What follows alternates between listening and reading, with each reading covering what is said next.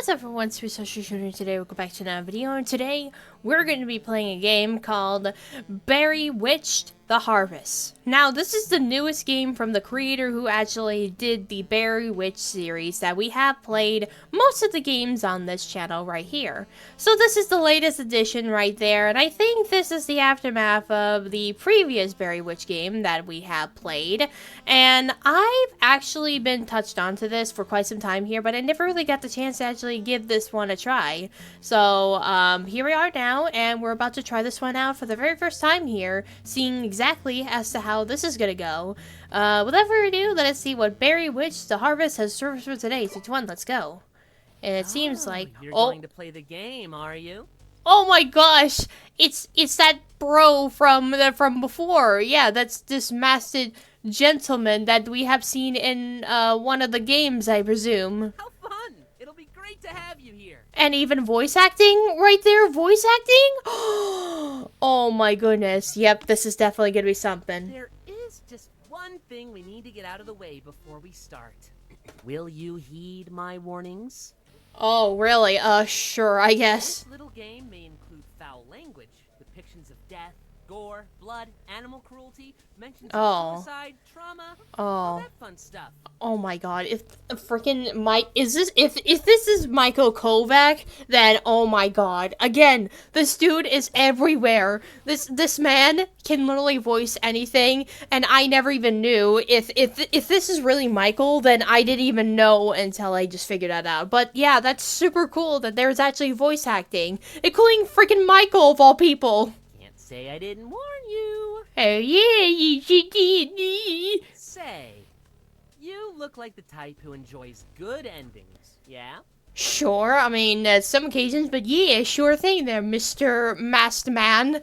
I don't remember your name. Gets rescued by the hero, when the villain gets put behind bars, when the flamingos go to the bears-only bow-tie themed dance party. Oh, I don't know what that story is, but I like to see the second story. I'm sorry to tell you this. Wait, no, I'm not. What? There are no such things as happy endings in the real world. Ugh, sadly. Your end comes when you die a cruel, agonizing, fabulous death. Oh, really? Sure. Oh my, really? Wow, you're just so nice just to say that. Wow, great. A sense of fear.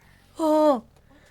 Yeah, I am certain you would say that, dear. Like, what the heck, man? Big blast, and then it's bam! Are you content with no longer existing? Well, I want to exist. That's really rude just to say that. Are you content with being forgotten? Don't be rude. Why are you being so mean? Ending, you just have to make sure your story never ends, right? Never ends? Like, how am I supposed to do that, obviously? Like, that sounds very, very tricky. Oh. I think this will be very, very fun. Sure, I'm sure, darling. It's time to wake up. Oh my god, yeah, sure, yeah, bye. Before you start this adventure back into the world of Berrywitch, would you like to hear a relapse of what happened so far? I mean, it's been a while since now, normally I would say no, because I've already played the games right there, so, but it's been a while since I played the past games, so I guess we'll just have to do just in case, because I have a faint memory. Once upon a time, there was a world where magic and witches thrive. Witches weren't like the ugly old hags you see in fairy tales, but maybe some of them were. Witches are peculiar, in that they have each something called a specialty. A specialty is what a witch is magically perfucated more than anything else. Witches cannot choose their specialties, but rather they naturally develop over time. Oh, really? Oh yeah, and of course we have this picture right there. It's of this girl Strawberry and her sister Cherry, who turns out to be a freaking psychotic yandere girl right there. We focus on the tale on a certain young witch named Strawberry. Strawberry was, unsurprisingly, a strawberry witch. She lived with her older sister, Cherry Pie, in a cafe where they made sweet treats together. Unfortunately for Strawberry, her sister ended up being involved in a dangerous cannibalistic cult called the Everlasting. The Everlasting's goal was to eliminate witches and consume their magic essence, which extended their own lifespans and power captivity. Yeah, that definitely was a huge reveal right there in the last game when we played with Cherry and stuff. Wasn't it Cherry Witch that was the game? Yeah, I think so. But yeah, that definitely was pretty dark. Witches follow a groveling body. Witches follow a governing body known as the Council of Witches, ruled by 7 council members. Working under the council, a detective witch named Liquidity went to the cafe and uncovered Cherry Pies' deadly secret. When all was said and done, Cherry was brought into custody. Without having a home to go to, a Strawberry was adopted by Inquidity. Aw, well that's really nice to see. Even though that her sister's in jail, the detective obviously adopted Strawberry. That's cute. After a long time, Strawberry grew up wanting to work under the council like her mother. She was given an offer to run her own bakery by a mysterious benefactor from the council witches. Of course, she would be a fool to not take what she wanted most of all, but her dream became a nightmare very quickly. She was trick-trapped into an endless forest that draws in the most suicidal folks. Yeah, we know about the whole thing about the forest, how people mysteriously just get killed there and stuff. Day after day of finding dead bodies in this accursed place, Strawberry started to become just as depressed as the victims of these woods. One day, she met an individual in the green hood. Strawberry did everything she could to get them to stay, baking a cupcake with their own choice, giving them one of her straw bunnies, trapping them in her room. Okay, maybe that last one was a bit drastic. Yeah, you could say that. Unknowingly to Strawberry, her new friend collected the pages of her diary and read it while trapped there, uncovering the truth of that dimension. After recounseling, the two agreed to stay together, helping support each other through any horrors that would come their way. Oh, I think that's supposed to be the recap of the last one. I'm assuming the green hooded person was us, maybe, because we basically found the bakery and we uncovered the truth of how she feels in the forest, and we basically became friends, obviously. Until now. Uh-oh. Okay, just a few more touches. Oh. Alright, so you delicately place the fruits on top of the freshly baked pastry. You made sure you put mint frosting on top of the Black Forest cake and carefully place strawberries on the rim. Perfect.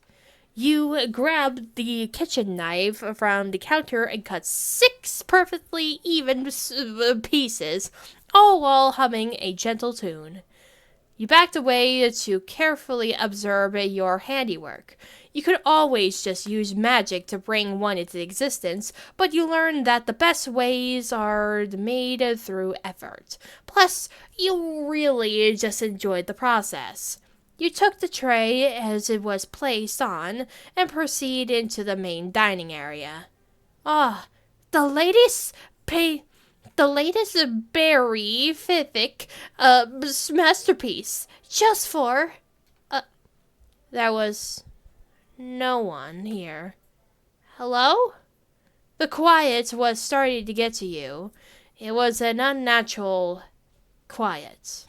It felt as if the entire world stood still, frozen in a single moment of time, and you were a sore survival. Excuse me. You realized you couldn't even hear your own breath, nor your own heartbeat. Panic started to engulf you. You looked up at the picture bakery you had lived in for decades and saw it was now decayed, rotten, dead. What's going on? Where are you? Please tell me if you're okay. Scritch. Scritch! Scritch! What the hell? What's going on with the cake? The cake has become molding. Something was scratching underneath the now decomposing floorboards. You saw a few disgusting fingers snake their way out between the cracks in the wood, their flesh gray and sickly. Like a rabid animal crazed from the smell of its next victim, they desperately clawed and growled as they pushed against their wooden prison. You clambered back against the wall, fearing that even a single whine would provoke them to attack. You covered your mouth. You shut your eyes tightly, reciting a phrase in your head, a silent prayer to the beginnings. The scratching ceased. All was still. All was calm. You slowly opened your eyes. This stampering corpse was now standing in front of you. Maggots and flies were nesting in their head, crawling, burrowing, feasting. Oh, this is disgusting, bro. You just ruined the freaking cake. Why do you have to ruin the cake, man? Like the beasts that they were, they groveled through towards you of all fours. Their muscles tore themselves apart as they knew and gore throughout their bodies and oh my goodness, yeah, this is insane, bro. Yeah, basically the flies were just coming out of the cake, this freshly baked cake and stuff here. It looks gross! You retreated to the corner of the large stone room and cowered. Then it started getting warm. Then warmer. Then hot. That's scorching! You looked down and the oven floor was starting to erupt to flames. Someone has turned it on. You quickly went to open the door, and when you placed your hands at the frame, the metal was already scaling. Your palm skin has been blackened and shard. Oh my god, this is ridiculous. What is even happening? Is this like a memory thing or something? Like, why is this even happening? You tried to let out a wail, but your lungs have already been destroyed. The pink hair you once had fell into your scalp as they fell out of your skull. You could hear the many voices of the damned devoured chanting outside. We were meant to be eaten. We were meant to be eaten. We were meant to be eaten! What the frig? What? What the hell was that? You, now congealed into a single black lumpy mass, had barely any conscience remaining. The oven finally opened, the pink hair grabbed what was left of you with red strawberry-themed oven mitts. She decorated you with the thing, and oh wow, so it's just gonna turn back into normal? Oh wow. Yeah, so after witnessing whatever the heck that was something. You gasped away, drenched in cold sweat. You quickly touched your face, your chest, your stomach. You weren't burning anymore. The sigh of relief you gave carried with it all the tension your body had built up. You looked to the corner of your empty room. Oh, bunnies! The straw bunnies! Oh, the straw bunnies. I love the straw bunnies. They're so cute. The straw bunnies were cowering here, all huddled together. That meant they were screaming in your sleep again. It's okay. I'm fine now. You barely mustered enough strength to give a weak smile. Strawberry bunnies hesitated at first, silently conveying then each other through nose wiggles, through nose wiggles and tail wags, before all jumping into your lap, except for one who furred nestling in your hair. Oh, they're just so cute. Why do you gotta design to be so dang cute? They were so comforting and cute. You contemplated just cuddling them in your arms and drifting back off to sleep. However, what was once an escape through sleep turned into a nightly routine of torture. You didn't want to frighten them again, but you knew that you wouldn't be able to rest without them. They bore the hurt in order to make you comfortable. They truly were your creations. Oh, so basically in this we're playing as Strawberry. I mean, we've already knew that in the beginning, so this is us, so we're Strawberry now. Also, I forgot to mention that I really like the little, what a text bubble thing. Looks nice. You rubbed dust and I go from your face and managed to pull yourself out of your bed.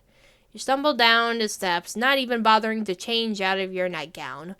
You actually don't remember the last time you showered. Not that it really mattered. No one has been here for years. Yeah, definitely. Ooh, yep, and we're back in the bakery. It looks really nice. Wait, is it different than I remembered? I don't really know, because I mean, again, it's been a while since I've even checked out the game and the series at all, so I can't really remember if this is the same as the last time I played the game, or if it's different. While you always kept the main dining hall clean and presentable, your room, your kitchen, you decide to neglect, unkept, has been rewarded with actual use. You pull out one of the dining chairs and stomped into it with a half-hearted waves of your hand. A strawberry-themed pocket mirror has given the form of your other palm. Your reflection was ghastly. Ugh. Your horrible bags were under your eyes and your hair was matted and tangled. From the edge of your sideline, the straw bunnies were clambering up and slowly bringing up a glass of a strawberry latte. A morning routine as of late. You had all originally never cared for caffeinated beverages, but a while ago you realized it often wasn't the taste that kept people drinking it. It was the artificial energy that gave you the power to actually move on with your day, that it was a converted desire. You remembered Mom's habit of drinking it too. Tears sprinkled onto the tabletop. Aw, Mom. You pulled your hand into your arms with the meaningless effort to muffle your ugly sobbing. Mama. Oh my god. No, don't cry because of Mama. No. The straw bunnies made an effort to soothe you with nuzzles and nibbles, but it was ultimately futile. Aw, you noticed all at once they stopped. You peeked out of your sleeves and saw that their ears had slunked up, and they were all staring in the direction of the forest. That usually meant... Oh my! Oh! Is someone there? Oh, and now we got Strawberry here, back at it again. You quickly cast magic to fix your hair and presently your nightgown into your normal red dress. It was a quick fix, but unnoticeably under a lesser trained eye. Yay. Oh! Oh my god, that scared the crap out of me. Okay, I think this is like partly not voice acted and partly is voice acted. Okay, so yeah. Please, can you cuties clean up and get the kitchen ready while I'm gone? I know it's been a while since we had done this, but I'm hoping you all have remembered. They all jumped in response. You returned a smile and leaned down to give your little buddy a high five. Aw, well, yep, we gotta go greet somebody, whoever that is. It must be something good. You exited the bakery into the ever-familiar woods, the company normally letting small beams of sunlight through their obsessive voyage. You lift your skirt to give yourself more knee room and lightly sprint towards the forest's entrance. Finally, after who knows how much time, someone had paid a visit to your little spot in existence. Oh! Oh my! Are you hurt? Do you need medical care? Oh? Who are these? Nah, the stupid freaking rock was poking out and I tripped over the damn thing. Bruised my head a bit. Honestly, Blueberry, Oh. you need to be more careful. We're in relatively unknown territory, and we have no idea what kind of enchantments may be present and active. Oh, one of them is named Blueberry. Oh, okay, so we got a Blueberry character in this matter here. But who's the other one? Well, Miss Oh. Raspberry. Oh. The enchantment in question. Oh my god. Put rocks all over the beginner first aid I love her drip. Oh my god. Throw over this one blue bit. Oh. Oh my god. So we got Blueberry right there. Oh my god. I love her fit. I love her hair. I love the little blueberries that act like little bells for this color thing and everything. And like she looks like she's like a circus performer or something. Huh? Oh. Hey, oh, yep, and there's Strawberry right there meeting the girls right there. You squeaked out in a word with a tempering voice. You didn't care if it was a dream. If it was, it would be the happiest dream you've ever had. Oh my god, you guys! You jumped towards them with arms open and embraced the two closest friends you almost forgot you had. Oh, these two are friends. Oh, these girls and her are best friends. Huh, interesting. So we got, like, childhood friends up in this household. Strawberry. Wait, oh, and there is who Blueberry said is Miss Raspberry. Ooh, Raspberry looks lovely. I like her little raspberry tours in her hat. Looks nice. Yeah, it's so funny. Like, freaking Strawberry, Blueberry, Raspberry. Lovely stuff here. Holy crap, we miss you so much. They return your hug with their own squeezing, as if it would disappear in a second. No words were exchanged for minutes, with the pure emotion of a friendship found again after so long. The holes within your hearts finally mended. You hugged them. You held them so tight that the universe would never take them from you again. Finally, you ended the tendered moment once you realized something. You gently poked Blueberry in the shoulder. What took you guys so long to visit me? You asked lightly, and with a hint of play, you knew the reason was probably valid. Dude. Oh my god, literally just say, dude. You dummy, we've been trying. It's just that the cows made it so hard to actually come and find you. The cows? Wait, cows? Raspberry gently flicked the back of Blueberry's head. The council witches, Blueberry calls them, cows, an account of the council's Zachariam. Blueberry laughs with a snort. Oh my god. Yeah, I'm surprised I came up with it first. Excuse me. A proper acronym would just be CW. But alright. Raspberry put her hand on your shoulder and gave you a warm smile. You have no idea how happy I am to see that you're okay. Yeah, no offense, but we were worried you just decided to take a dirt nap and push up some daisies. Blueberry. Huh? What? What did I say? Oh my goodness. You were silent, then you started to laugh. You laughed really hard, harder than you had in a while. It wasn't even that funny of a joke, but you hadn't heard a good one in so long. Now come along, Strawberry. We don't have a lot of time. We have to leave this on most urgency. You tilt your head in confusion. Huh? Wait, why? You guys just got here. I have this huge bakery and a whole bunch of sweets, and I got these little strawberries I made, and... Raspberry shook her head. I'm sure it's magnificent, Strawberry. I truly do. However, the time we had here is slim, and we need to evacuate the premises as soon as we can. I mean, valid, because the forest is just bad news. The War Masters here had surrounded the three of you before starting to sour. You could tell she was trying to put on the brave front, but her eyes betrayed her true feelings. She was scared. No, not just scared. Terrified. What's happening? What's wrong? You see? I promise I will explain everything as soon as we are in a safer location. The exit you daydreamed about was finally here. However, you couldn't shake the feeling that right now something awful was on the path that laid ahead of you. However, despite the concern, the new confidence was unleashed within your soul, a drive unkindled by the reunion of your friends. All right.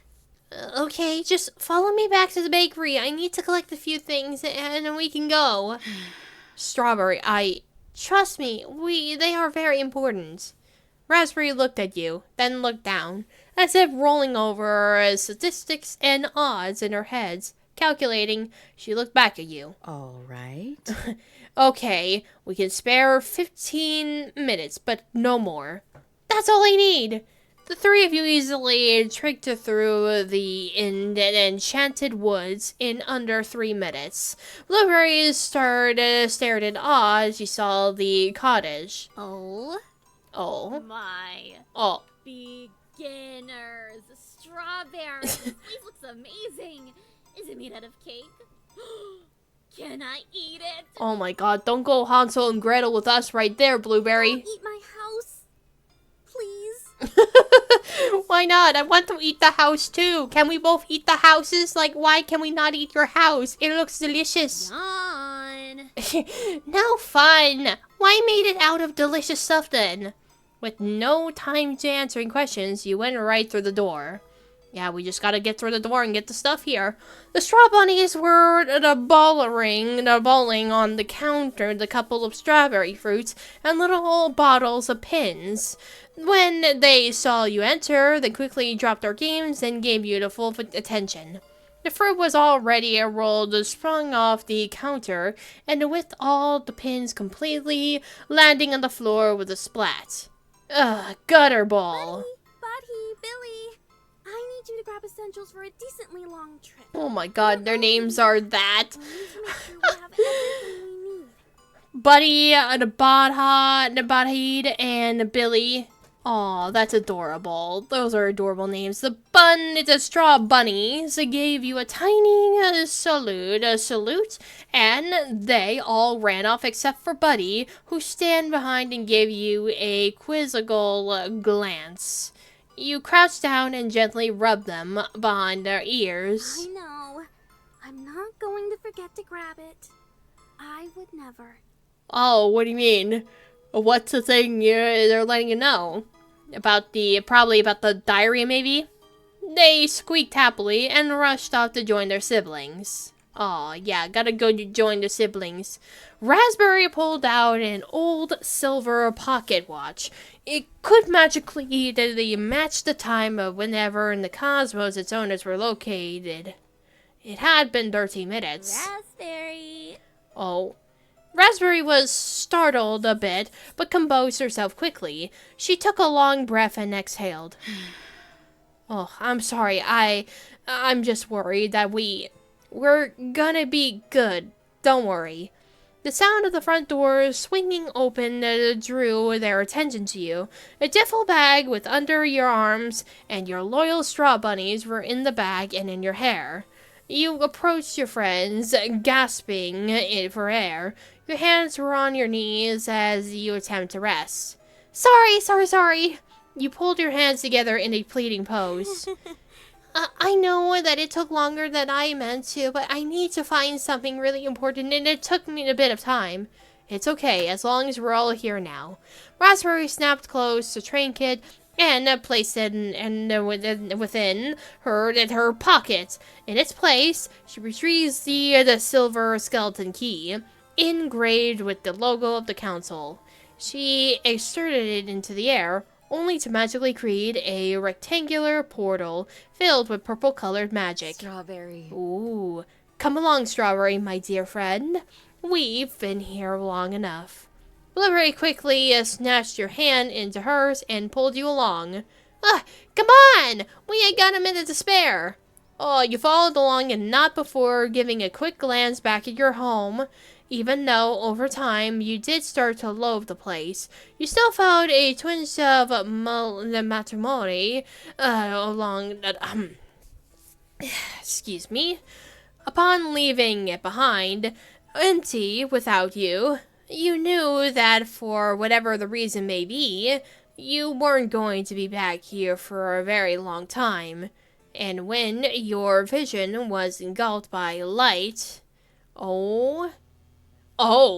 And we're back over here. Oh my goodness, look at this place. It took a moment for the blinding lights of the swirling portal to fade away, and before you knew it, you had arrived at your old childhood summer camp. Yes, you remember this place. In the decapitation arts, it was a fairly popular camp for kids around your age growing up, until it shut down suddenly. Come to think of it, it shut down the same year your sister... best not to think of that right now.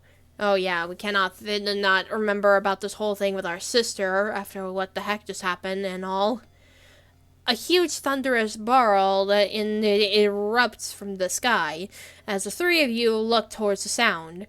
A massive tear began forming above as hundreds, no, tens of hundreds, clawing gnarly, human-like hands began ripping open the fabric of reality itself, picking and grasping at the very flesh of the atmosphere. Like a desperate animal that had finally escaped the womb of its dead mother, the thing burst forth and flapped large, fleshly wings. Ooh, scary. Yeah, so basically rain is coming out, I'm assuming, really. So, yeah. Well, if it isn't my favorite fruit salad. Yummy, yummy. Oh, God. Oh, my gosh. Oh! And there's another masked character that I forgot the name of right there. But I do definitely recognize these characters from one of the other games right there. A gigantic hand smashes itself onto the ground in front of you. A dizzy-looking witch clinging onto its thumb. Their movements were odd, scampering towards you with a limp most uncanny. Introducing, the council member of the mine, soon to be god of them all, Mr. Memorial. Ah, yeah, Memorial, that's his name right there. Hello, ladies and berries. Pleased to greet ya, pleased to beat ya. This is illogical. Oh, jeez. Memorial, you'll be brought to justice soon enough. Oh, buttons. Oh my gosh. What's the status of the book of Nakasa? Yes. Oh, yeah, and this one's Buttons. Okay, yeah, Memorial and Buttons. Yeah, that were their names. Takeover is 65% complete, sir. Justice, better hurry up then. It's running out of time. That reminds me. Strawberry, you've met Buttons, right? My favorite little dress-up witch and the best assistant of the multiverse. No, genuinely I'm asking. I don't remember if you two have met before. Yes, we have. You son of a B-word. Are you really trying to cause it and wreck you out here? Oh, I didn't just try, I succeeded. Okay. I don't know. What is going on? Yeah, I don't even know what's even happening. This is a bunch of nonsense surrounding it. So I'm assuming this is what the girls were talking about when they want to leave. And these guys showed up. Aha! Our Lady of the Hour. Hello, Strawberry. How did Pocket Dimension SUI treat you? Horribly. Why didn't you tell me it was connected to Suicide Forces? Oh, I did though. Yes, I did. Wait. Oh, no. It seems like I forgot to. Whoops. I'm so sorry. Sorry as a single mom on Father's Day. Oh, well, it's not like you almost killed yourself over there. Okay, bro, calm down. What the heck? Wait, how did you know that?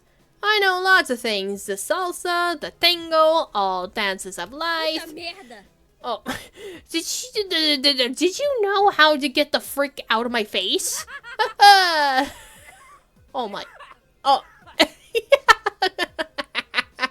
You're coughing literally after just laughing. That's always funny. Nope. They never taught me that in grade school. Anywho, enough about me. We gotta give the people what they want.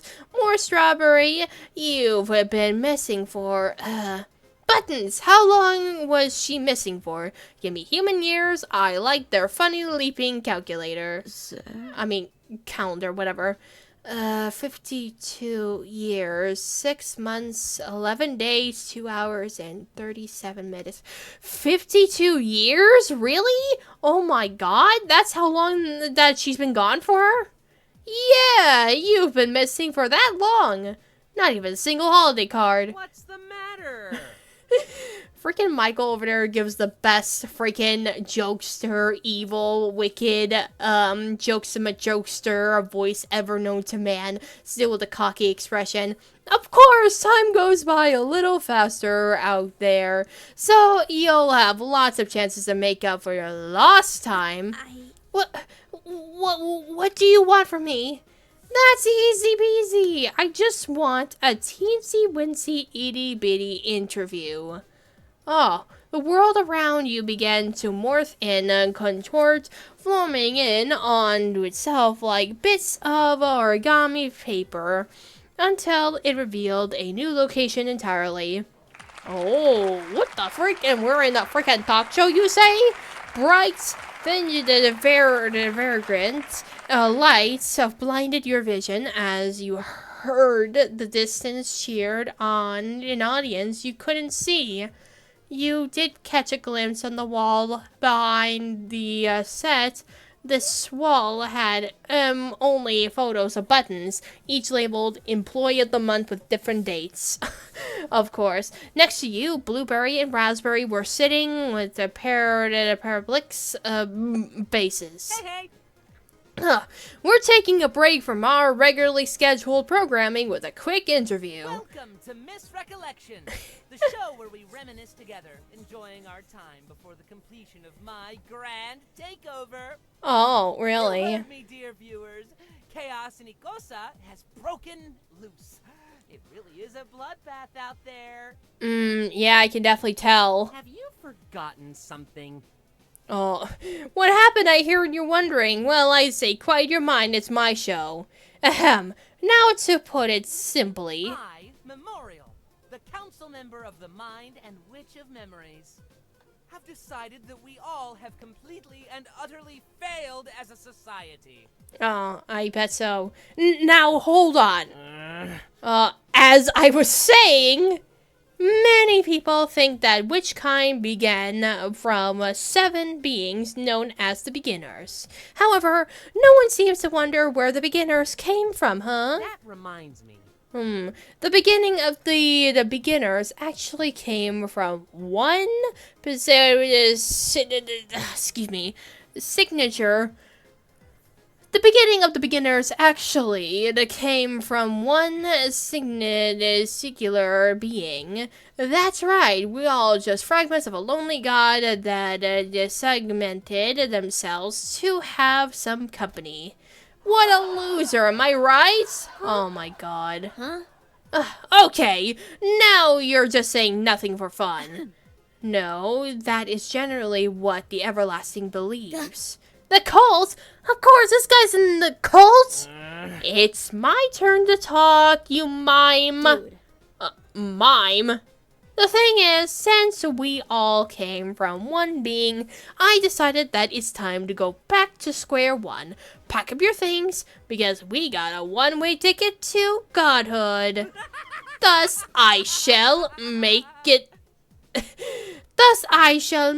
my goal to observe the essence of every witch I can get my grubby little paws on. But enough about me. Oh? Strawberry, sweetie, the world has been dying to hear from you.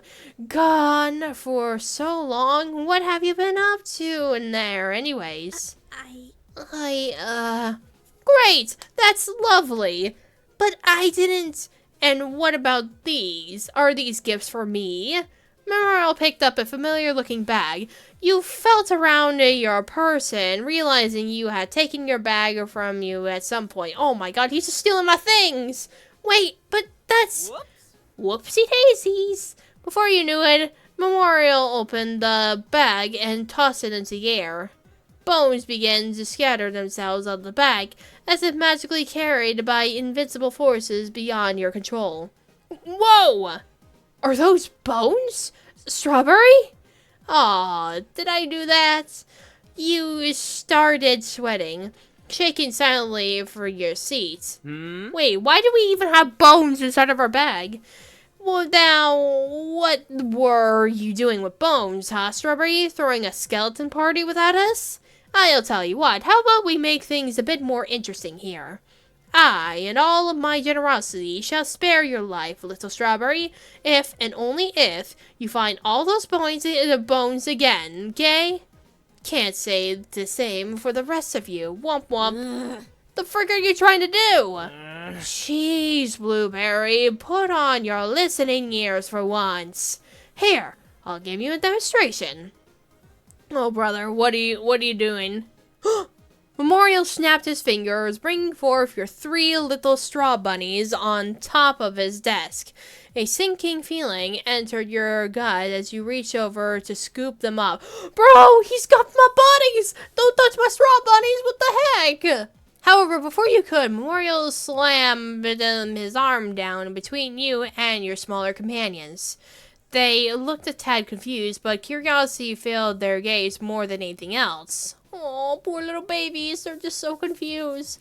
They didn't seem to sense the danger that all 3 of you felt. Take this little buddy here. If you wanted to ascend to godhood, all they would have to do is... Memorial pushes the straw bunnies together, a faint glow illuminating from their bodies. You felt like your body was in a state of repellent magnetic polarity, in the sense that no matter how hard you tried to intervene, some invisible force made it hard for you to come in contact. The confused looks on their face quickly turned to panic as they noticed their skin started to mush and morph with each other. No, he's putting them together? What? One of them tried to run away, only to scoop back up and end up pushed into the fusion. Bro! Join their little friends and combine their essence. Easy peasy. Mario seemed to chuckle as you looked in horror, watching their mess of limbs wail and struggle. Oh my god, that's terrifying, bro. Of course, it would be easier to kill the other 2 and have one strong and singular being, but I didn't want to hurt the little guys. They're so cute. Yeah, but why did you morph them into little, like, whatever pile they are in? What have you done, you monster? I love monsters. They won't last long if they're this small, though. Time to upgrade. The TV show host clapped his hands together, slowly bringing them away from each other in a clawed hand motion. The more his hands parted, the more you saw your precious creations bubble and contort, growing larger in mass. Please, just change them back. They don't understand what's going on. What's the matter? Oh my god, he's just literally torturing these poor little babies. Like, why? What are you talking about? I'm increasing their chance of survival. Their chance for glory. Their chance to use some supermarket coupons. Kick your ass! Oh my god, yeah, kick him ass. Kick his ass there, Blueberry, come on. Blueberry hopped out of her seat, swinging her legs over Memorial's desk. She grabbed his hair, bashing his face down into the undeformed surface. Ugh! Why, you little... You watched as Muriel grips onto Blueberry's arm, effortlessly holding her across the room towards where Raspberry was sitting. Wait, no! Raspberry held her arms up, bracing her the moment when... Ah! What? Blueberry cuddled with her, causing them both to groan in pain. Oh my god, bro, he just threw her over to her, bro. Buttons. Oh my god. Buttons! Read me my to-do list. Pretty please with a chocolate-coated peanut on top. Yes, sir. Oh my god. Yeah, she's just super gloomy compared to his wacky, jolly impression right here. Don't forget. Oh my goodness. Yeah, I didn't expect their voices to be in that sort of way here. Burst someone's bubbles, spill the beans, clean up required, stir the pot, toot your horn, skate on thin ice, add fuel to the fire, get ducks in a row, require ducks, teach with discipline, break out the wrong tree, and cry over spilled milk? That poor milk didn't even have a fighting chance. That reminds me. Well, as you can see, I am a very busy man, and I have important matters I must tend to. So I shall leave you to your scavenger hunt. Bye-bye. Good luck. Don't forget to tip your waiter. Yeah, sure thing there, buddy, you freaking fool. Basically merged all my freaking straw bunnies in. Yeah, so that was interesting. Again, excuse my grammar. I don't really know why my grammar is awful, but oh my god, we did not need a thing to show this poor little bunny is in the way. Like, come on. Ugh, my head. Is everyone alright? My straw bunnies, oh no, dear. Vines started to grow from the large mass of, well, you weren't quite sure what they are anymore. Thankfully, they didn't seem to be any agony, more so just incredibly confused. Alright, so a lot just happened. Strawberry, I'm horribly sorry about your pets, but I must implore you to focus on the task at hand. Now that you mention it, Memorial is a dangerous individual. I worked alongside him in the Council of Witches, and Raspberry cleared her throat, placing a hand in your shoulder. Well, I don't know what he's planning to exactly, but we should tend cautiously. It's best if we play along with now and do what he says. Puta merda! That guy pisses me off. I don't want to do his stupid bone hunting thing. I fear if we don't at least act like we're engaged in this game, he will get bored and obliterate us here and now. You saw what he did to you, Blueberry. He's too powerful the way he is now. We would need to catch him on guard. You took a deep breath, looking back at Strawberry. all right. Okay, I trust your judgment. Oh, yeah, I think this might be a good time to actually save it right here. Because it always is a good time to always have to save things whenever there's something like this happening. The taller witch smiled. At you, pulling you in for a small, soft hug. At least now it seems like we're safe. You relax with her arms, burying your face into her shoulder. You almost forgot how nice it felt to be hugged by a girl. Oh. Ahem! What? No hugs for Blueberry? Oh, you're fine, you big baby. Raspberry extended an arm out, gesturing for Blueberry to get in a hug. Your blue-haired friend perked up, wrapping her arms around you and Raspberry's waist. You stood there for a few moments, squeezing each other tightly. It felt nice for all being together again. The two of you, well, determined to achieve your goal, approached the mangled, fleshy beast that is once your beloved companions. I can't believe it's so horrible. Yeah, so we need to find the bones in order to complete the game. That's basically what this is, a bone-fetching game, I guess. Blueberry snapped her fingers in your face to bring you back to reality. Ugh. Hey, look at me. Look at me in the eyes, okay? You nodded back in acknowledgement. Leave it to me. We're going to fix this, okay? We're going to do whatever it's gonna do, and I'm going to kick Memorial's stupid talk show host looking ass all the way to the moon, okay? She punched her palm with a grin on your face. You wrapped your tears in your eyes away and returned a determined smile. While Blueberry was giving you a pep talk, Raspberry was examining the straw bunch. You got anything, Razzie? Well, thankfully it seems like it's just straw bunnies that consisted in their makeup. So, particularly, we could easily cut through it, but I would advise other options before we do. Sure thing. We should look around to see if we can find anything to burst down. Come on, Strawberry. Oh, boy. Okay, so we need to, like, find something to cut through there. Glad that you have friends with you. You didn't realize how much you missed until then. Yeah, definitely. Alright, so we need to, like, cut through the stuff here, so... Oh, well, there's an axe right there. Hey, a weapon! Blueberry picked up an axe, giving you a twirl within your hands. Oh, perfect. Do you mind holding onto that, Blueberry? I trust more with it than I do myself. Leave it to me. Roger, Roger. I'll be your personal knight in shining armor, ready to attack. All right. Yep, definitely. All right, so cut the thing. What's this? This vine seems firmly wrapped around the straw bunch, trapping them and regularly unable to move. Blueberry. Blueberry, can you come over for a sec? Blueberry walked over, the axe resting on her head between her shoulders. What's up? Hey. Could you do one weird thing for me? Could you pretty please chop this vine? Blueberry looked puzzled. Oh? The vine? I mean, I was just gonna swing at the... Don't do that! She was going to freaking chop down the freaking bunnies? No, don't chop out the freaking bunnies. That would be bad. Okay, I got it. Alright. Blueberry hacked the vine apart in one good swing.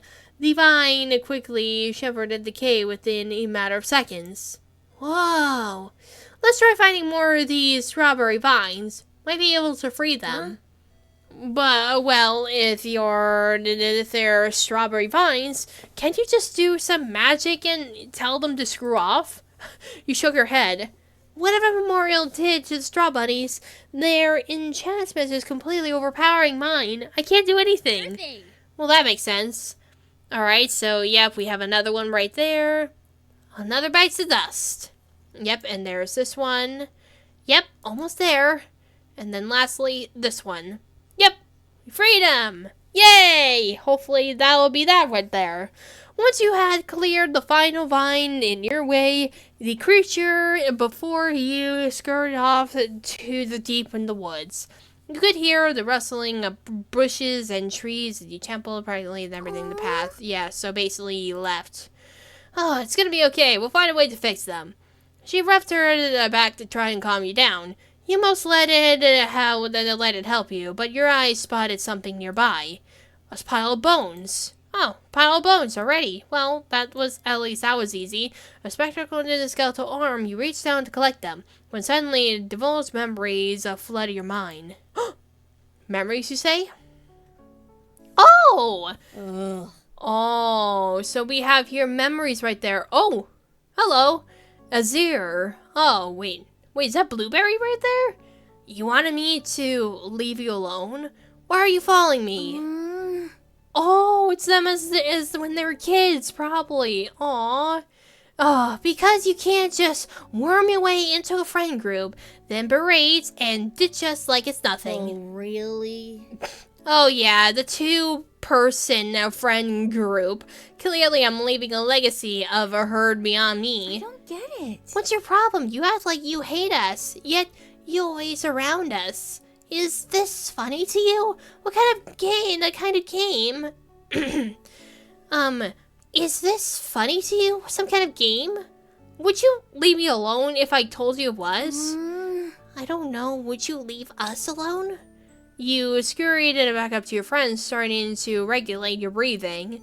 Sunk the hands on your knees, and you look up to see them at each other's throats. Sure, they had fought before, but never to this extent. Oh, there's Strawberry, who looks so young, so cute. I still love her little pigtails with her little strawberry bows, so adorable.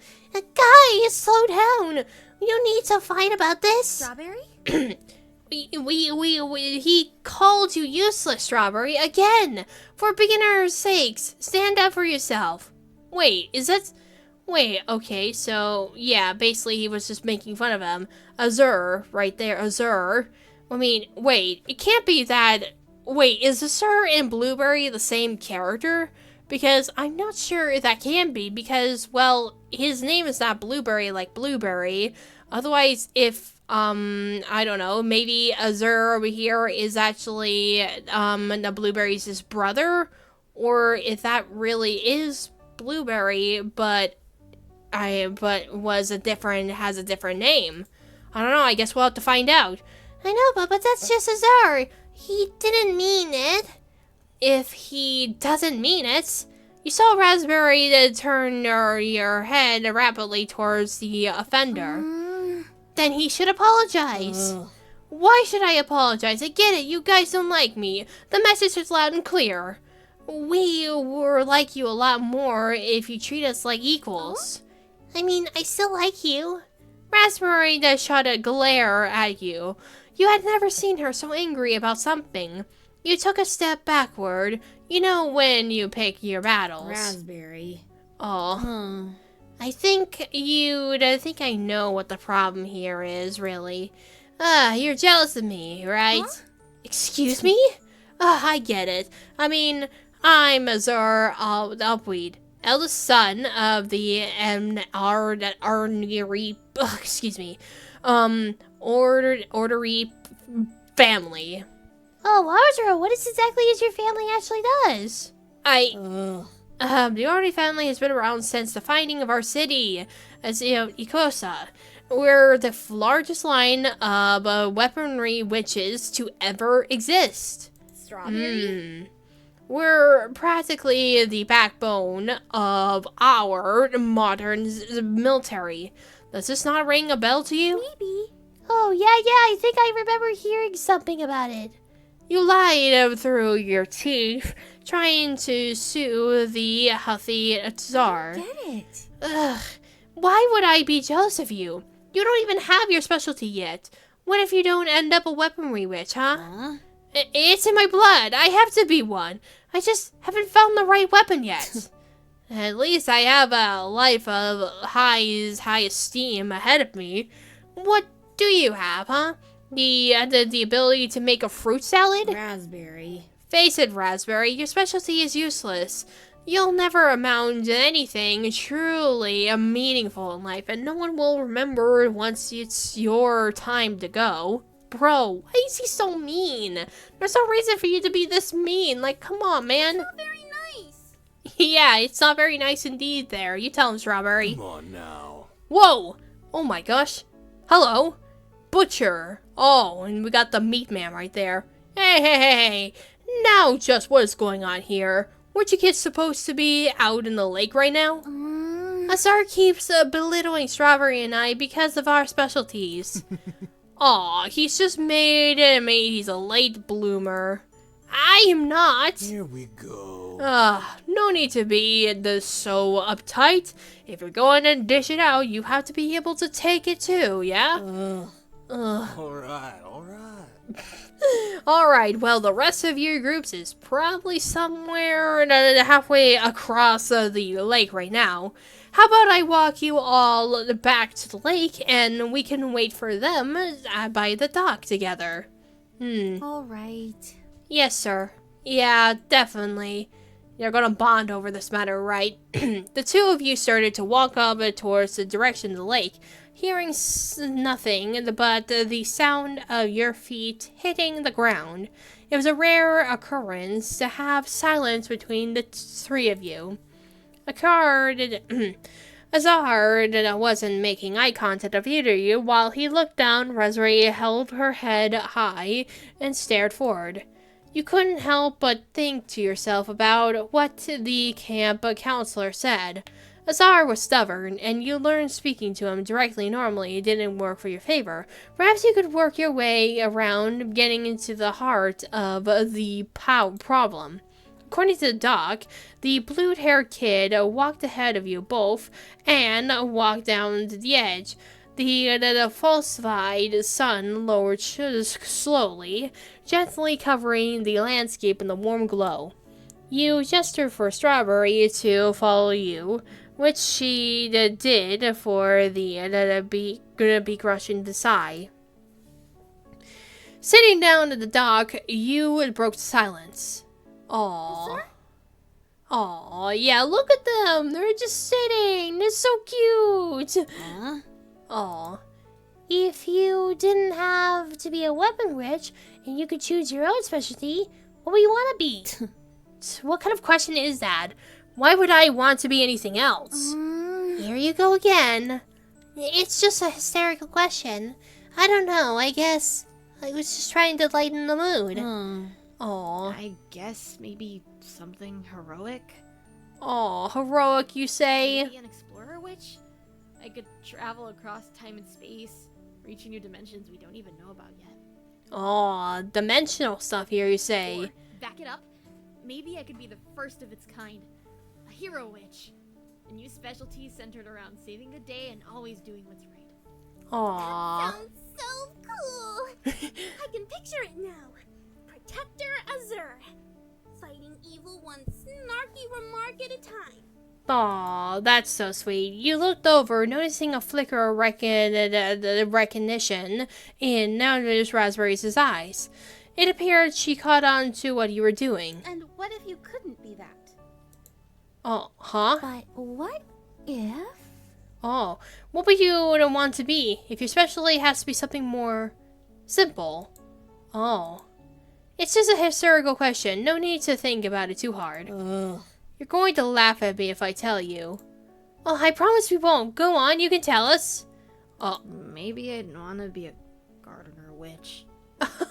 a gardener witch? I mean, that's not that silly. It's cute. What? Really? You don't think that would be too useless? Maybe. Oh, I don't know. There's something about taking care of plants that's just really charming to me. You guys remember those mystery seeds you gave us at the beginning of camp? It was the day that we planted those flower pots. The seeds that should be fully grown by the time we're set to go home. Yes! Yes, it's funny. Raspberry and I bloom very quickly. I guess that's just the perk of our specialty, though. I was expecting our powers to have an influence, and we did. We grew raspberries and strawberries. Mine grew a bit faster. Like in Sabizza, too. I went back to the boys' the cabin every evening and watered it. Even moved to a better area where it would get more sun. No matter what happens each time, she was still growing. I still remember when she started to sprout her own leaves. Oh? Oh, she? Sorry, I guess it was kind of stupid, huh? It's not like it's a girl, it's just a plant. Oh, a girl, you say? What are you trying to do? Grow a person, you say there, Azar? It's not stupid at all. I named my plant Bobby. So I think giving your plant her own gender is all in good fun. Maybe. I guess so. At the end of the day, I really didn't care what she grew to be. I loved watching her grow. I loved being responsible for the healthy, happy little plant she was becoming. Oh, that's nice. Well, long story short, she turned out to be a blueberry bush. Ooh, a blueberry bush. I mean, that sounds nice. That is so cute. She matches with us. Aw. Is that why you hang out with us so much? Because you secretly like gardening? Aw. Did you just want friends to share a hobby with? Aw, he just wants to be a gardener. That's his whole motive right there. He was just different from all the other boys because he wants to do gardening and stuff here, and the girls like to garden. My parents will probably make me throw the plant away the second I get home anyways. Aw. Okay. If you planted it and the plant is growing blueberries, then we have no time to lose. The ecology in this location is not ideal for berry plant bushes, but the birds in this region will eat all of them if you're not careful. We can do it. You can start to enjoy the fruits of your labor before you go home. Oh, maybe we can ask one of the councils for some more of that netting we put around our plants. That'll keep away the birds. Oh? Yes, I was thinking the same thing. Oh? That would be nice, yeah. Okay. Then it's settled. Let's go ask Mr. Butcher if he knows where we keep the netting. Hey, I'm sorry Aww. for, No, it's okay, darling. It's all good. No reason to regret it. Yeah, it's okay. We all make mistakes. You and Raspberry exchanged glances, giggling at each other. Ugh. Whatever, I apologize. Are you happy now? Yes! Apology accepted! Alright. Alright, to start, at least, but you need to be nicer to Strawberry me. I will. Maybe. Maybe I Come on, if we heard it, we hurry, we can place the netting and still get back in time to greet everyone at the dock.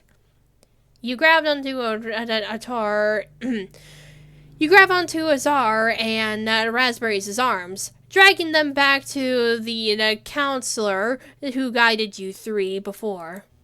As the memories are resetted, it was left in the dull, aching pain. Ah, so that was one of the memories that Strawberry had with her friends in this whole place. Well, that was a nice memory. We got to know a little bit more about the characters here and stuff here. That was really nice. I definitely like this one. You turn around and check the status of your companions. Is everyone okay? Blueberry laid sprawled in her back, giving a very weak thumbs up. Feeling very, very chief. Ow. Oh my goodness, yeah, she's silly right there. Yeah, I can't. Okay, I do believe that Azar was actually Blueberry when she was a kid. So that is definitely something I did not expect, but it was really nice seeing them as kids, just seeing how the relationship was before whatever this stuff happens and stuff. So yeah. I'm going to assume the assault on our senses was a result of the objects you collected. No doubt another machine indentation of the Berrywitch, the cure. You grabbed the remains and stuffed them inside your bag. So, you gonna tell us what's up with the bones? It's just well... Whoa, hey, I'm not trying to dig up any skeletons in your closet. That was unintentional. Yeah, intentional. Dude. Yeah, sure. But, seriously, dude, if you don't want to tell us, you don't have to. Blueberry ruffled your hair, dropping the topic much quicker than you expected. Leave it to me. Come on, let's head inside. Yeah, let's head inside, indeed. Oh, brother. Oh, hey, it's the place that we knew before, man. You all stepped into the cabin that used to hold the campus kitchen. You began your search for your collection of bones. The boards of the old building creaked as you opened and walked around, checked into space for anything that could lead to your prize. This place gives me shivers of all sorts. Strawberry. Oh my god. Don't worry, Straw Baby. I'll protect you. Save the flirting for after we get out of Dangerous Pearl, please. Yeah. I feel like Dangerous Pearl is the perfect time to flirt. Are you sure? Yes, but it's not the perfect time to argue. True. Yeah, true there. Me, okay. Yeah, so I don't really see anything. So there's something over there. You notice the lock on the door and the oven, you decide to look at it. Alright, so, it's locked. I wonder if there's a key somewhere nearby. Hey, Blueberry, Raspberry, you two haven't seen a key anywhere, have you? I haven't, I apologize, Strawberry. But you think they're hiding something tasty in there? Ugh. Maybe some ribs. Ooh, or a steak. Bro, why would they even have those stuff in here? Knowing a memorial, that is highly unlikely. So, are the chances of you taking a joke? Yeah, sure. Oh my god.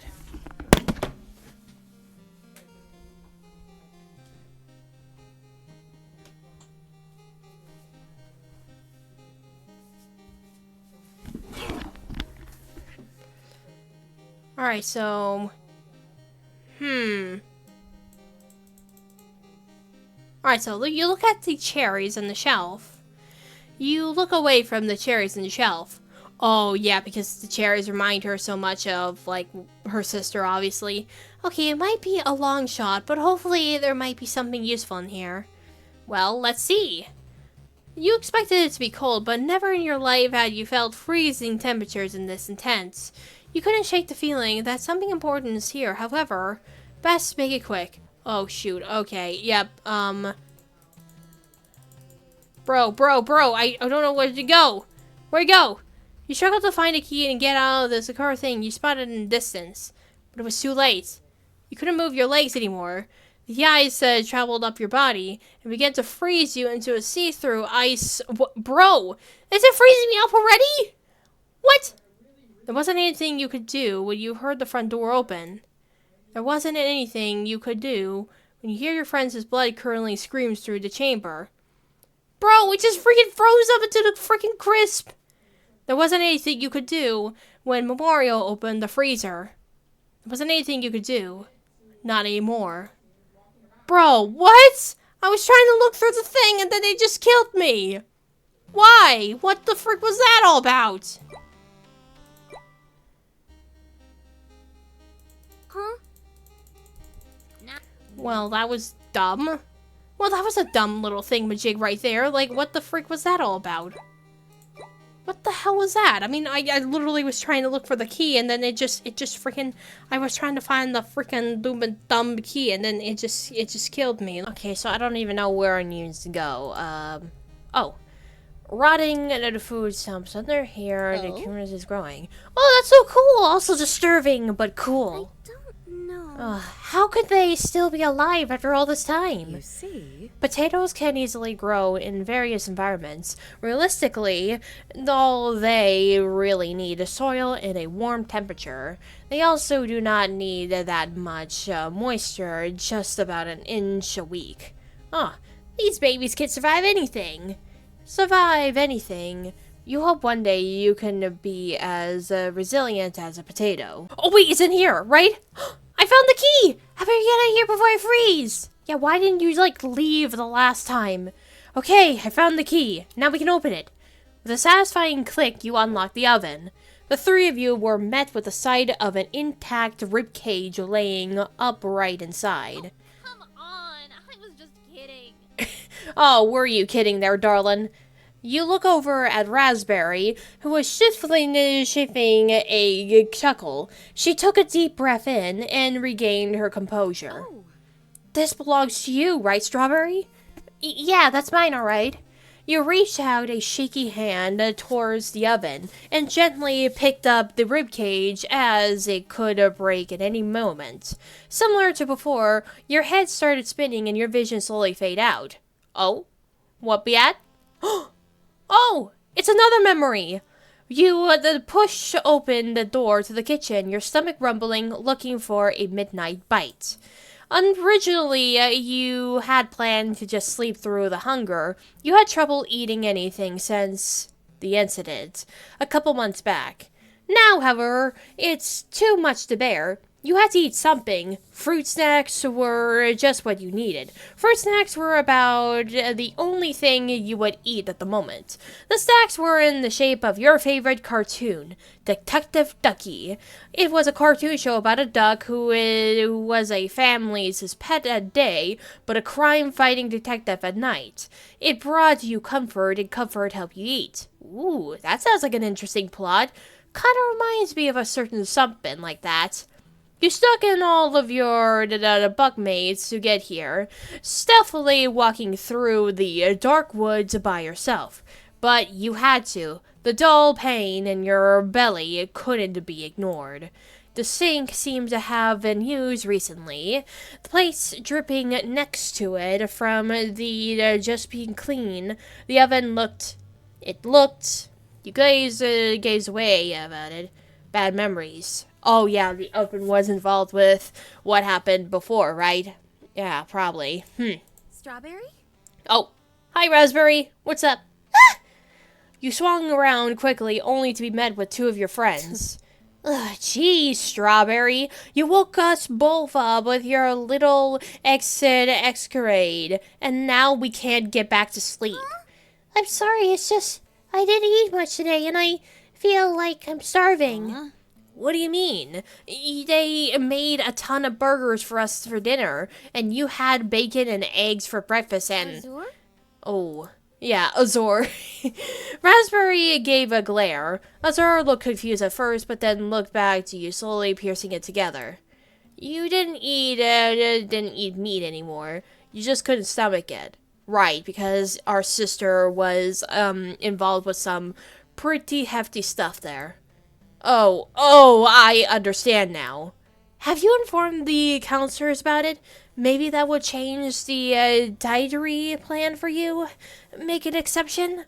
You shook your head, dismissing the idea. I don't want to bother them, or be treated differently because of it. It's not that big of a deal, really. Azur crossed his arms, raising his eyebrow. Oh, really? Do you think a guy called Butcher would be all down for a plant-only lunch plan? Oh? That's a bit insensitive, don't you think? You can't be serious. Like, who on this the plane of existence, hires a guy called Butcher to run a kid's summer camp, not to mention? Their voices trailed off as you quietly snuck over to the pantry. You saw numerous canned goods, boxes, bottles, and other merciless food items placed above the shelves. There were sticky notes attached to the few of them. You knew it was because some of the guardians brought certain foods their kids like, so the counselors dragged them on their mouths. Miss Equerty made sure they had their comfort food stocked here too. You really miss her. You spotted your detective, the ducky fruit snacks at the top of the shelf, just barely out of your reach. You looked to see if there was anything you could use to reach, but apart from the few flimsy barrels and bins, you didn't seem like your answer was in here. You stepped back out into the kitchen. Azur and Raspberry were still arguing, but involved from questionable counselor positions to current fashion trends. They noticed you exiting out of the pantry. Oh? Is everything okay? Maybe. The snacks that I was going to get are on a high shelf that I can't reach. The two witches looked at each other, nodded, and looked back at We you. can do it. Aw, we'll help. Perhaps there is something around here that we could use to get it safely. Yeah, we'd be jerks not to help our friend at least said how to eat something when she's starving. Ah, see, they're basically working together to help Strawberry out. That's really kind. You're all so kind kids right there. Basically rivals to now friends. That's adorable. Oh, clunkadunk! The three of you sprung away from the loud metallic groans that emanates from the oven! Frick! Oh, language, buddy. Language! Fudge! Right. Language! Yeah, you tell him, Raspberry. Language? Guys, Raspberry. the loudest ass sound just exploded from beginners nowhere. Everyone in the entire camp is probably awake, and all you can worry about is language? Guys?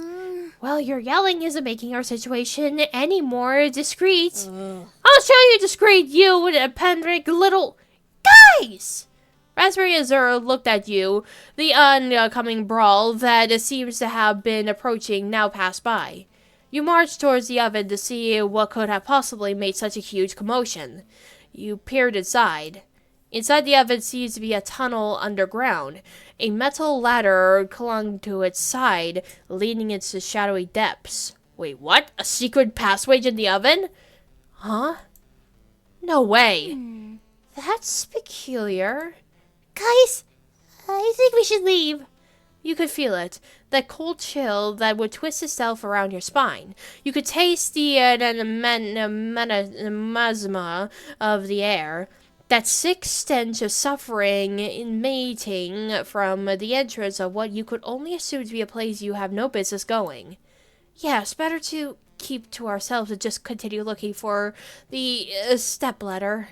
No, it's fine. We need to go. I'll be okay with another night. Wait a minute. Azur held up his hand to signal a stop. His expression was curious. I say we should check it out. I don't get it. Are you insane? Yeah, bro. Are you insane? You about to go inside of a dark depths of whatever it is at your own sake? Are you crazy? Now hold on. Hear me out. We can all agree that we could feel something is wrong with this camp. The butcher witch being our camp counselor. Raspberry rolled her eyes. Maybe. And for some reason, there is a secret underground tunnel that leads to possibly horrors untold. We're the only ones who know about it, which means Azur grabbed a knife from one of the kitchen drawers and tilted it around in his hand. We're the only ones that can do something about it. If there isn't something wrong, and that's just like storage or something, there's no harm, no foul. Bro, what are you trying to be, a conspiracy theorist who wants to go exploring into different types of dangerous areas? Like, really? What do you mean? Memories called inside back in your head as you recall your experience with your big sister. Dangerous traps, horrible machines, the sickly smell of iron and rot. All could be waiting down there. But what if someone needed help? You remember your mom, your new mom, who came to your rescue, who saved you when you were in trouble. If someone was down there and needed help, if only it was the slightest possibility, you were going to do what Mom would do. Let's go. Huh? Excuse me? Yeah, Big Strawberry, taking charge. I don't get it. Are you sure, considering what happened? I just don't want to leave if nobody might need help. We're the only ones who know about this right now. Oh. I can't help but at least check to see if everything's okay. I don't want people to go through that. Aww, she's so determined, like she's willing to help somebody in need. Like literally after this whole experience that she had before. It's just so cute. Right. Okay, I'll go too. Then more power in numbers, right? Azur came in and pulled the two near to close in for a hug. What do I do without my team? Team? Yeah, this makes us a team now. A team of daring, dashing adventurers. Oh, I bet so it is there, child. You made fun of us literally yesterday. Well, I'm trying to change my attitude. Yeah, he's trying to change. The ladder climb toward it took a good 5 minutes to descend. Whatever it was built so deep within the ground that no scream would ever be loud enough to be heard by those above. It's so damn dark down there. Careful, everyone. Huh? Can anyone see a light switch or a rune? You think with a place as old as this, there would be a switch? Well, while the camp itself was built long ago, this place seems more recent in comparison. So if I just run my hands along the walls and find voila! Oh, just like that, and uh-oh. This doesn't look very nice. A swirl wind echoed the halls.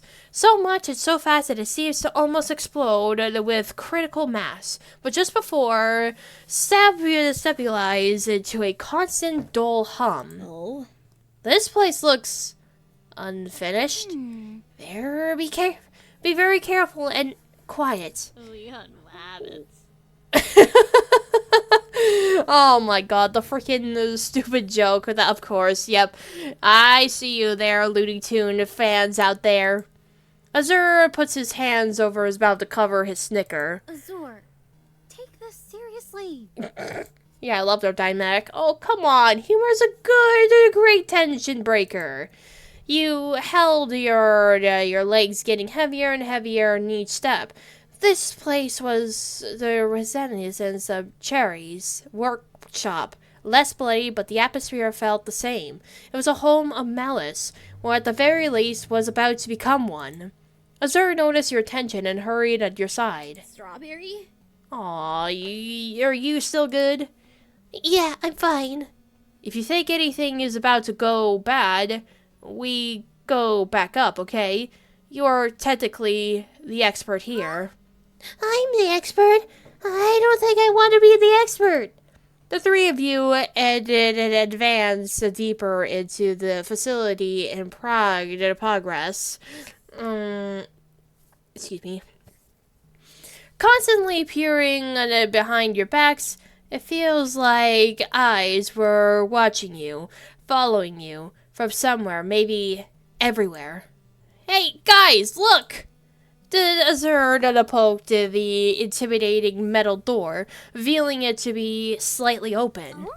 Should we go in? Well, to be frank, it seems everywhere else is either barred up or well hidden. I doubt our progress can advance further alongside from this. Well, yeah, what Razzie said. Please don't call me that. Oh, come on, don't be like that. Why? You don't like nicknames like this?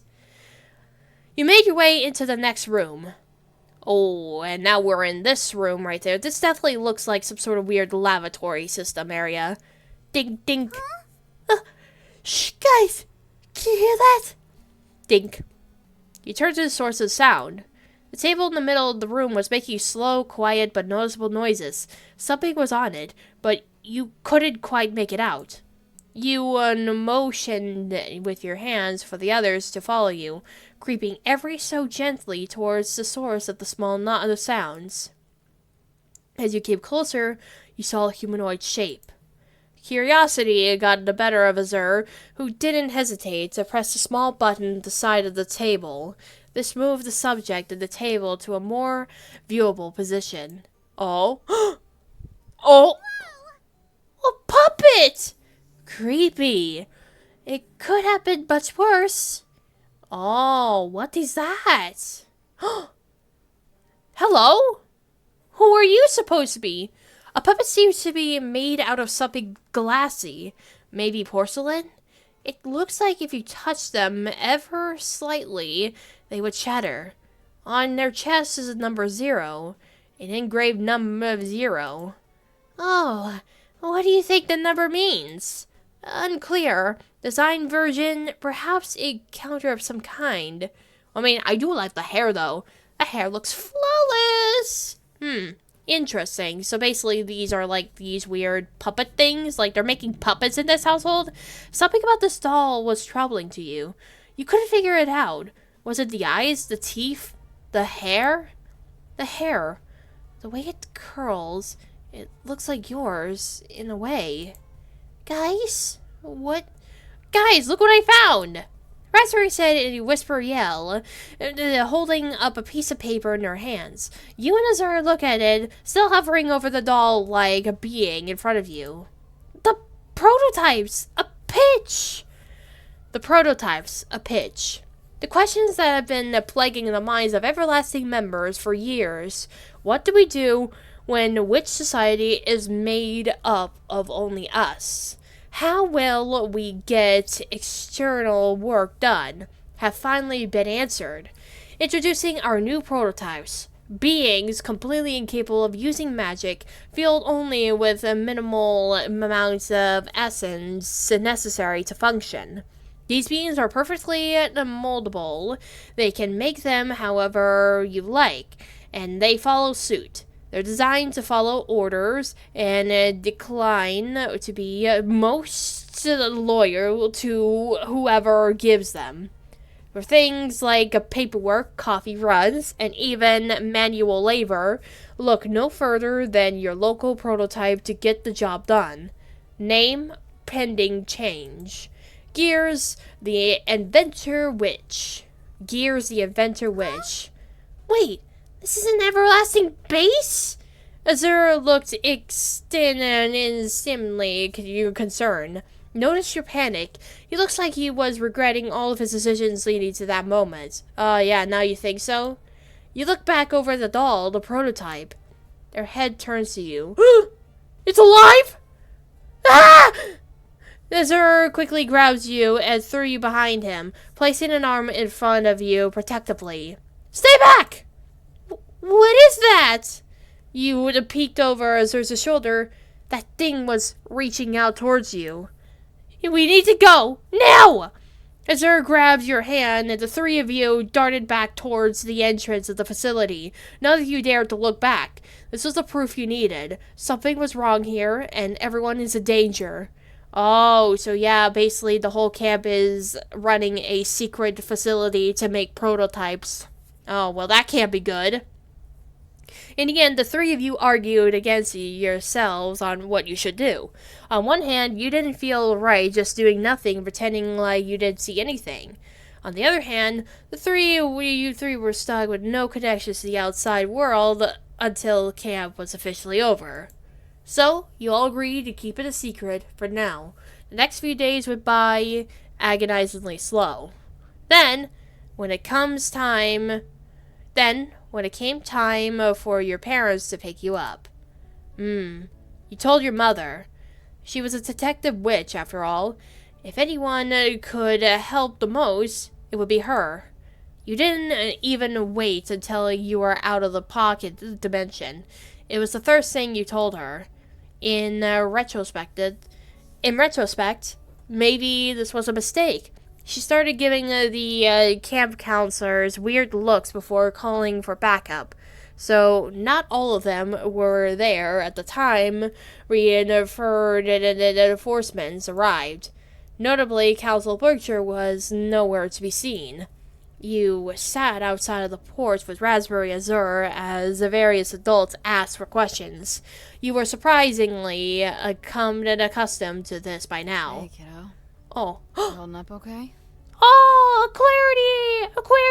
Yep, she's here from from Berrywitched. Yep, there she is, and she's voice acted too. Oh, I still really love her look. Like, she looks so gorgeous, even in this art style. Like, I just really love the new art style. Really captures in the lovely colors and everything. Aw, the way Strawberry calls her mama is so cute. You got up to your spot and rushed over to the older woman approaching you. Wrapping your arms around her, you hear her let out an oof. Oh, sorry, did I hurt you? No. I'm just old, that's all. What? You don't look that old. What are you talking about? You look gorgeous.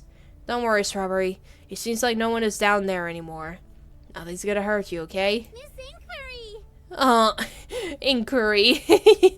Yay! I knew Mama would save the day. Well, I don't know about that. Huh? Oh, never mind. say, Strawberry. Oh. When you three went down there, you didn't step in anything black or sticky, right? Black or sticky? What do you mean? Black and sticky? No, I don't think so. Oh, what does she mean by that? Oh? Is everything okay, Mama? Hey, kiddo. Yeah, everything's just fine, kiddo. Ikurity knelt down to your height, putting a hand on your shoulder. Strawberry. I'm sorry I didn't do a background check on this place before sending you here. I should have been more careful. Aw, it's not your fault. Things like that happen, but at least you know now. It's just when you and your little friend started begging me to let you go, I couldn't say no. Aw. Say, which friend of yours was that again? Oh. Oh, it was... I can't remember if it was Raspberry or Azure. I think it was Azure? Right. Yeah, Zer. Well- Both of them, obviously. The point is, I unknowingly put you in danger. And I really hope you can forgive me. It won't happen again.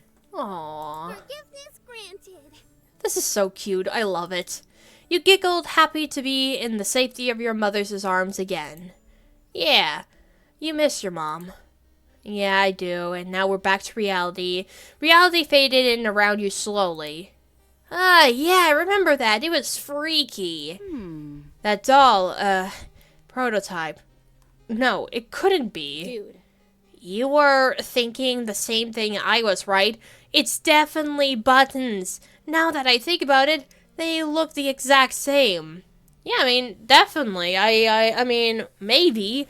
I mean, kind of think of it. The prototype does look like buttons because of the hair, maybe. Maybe it's the hair? I'm not sure. Are you sure?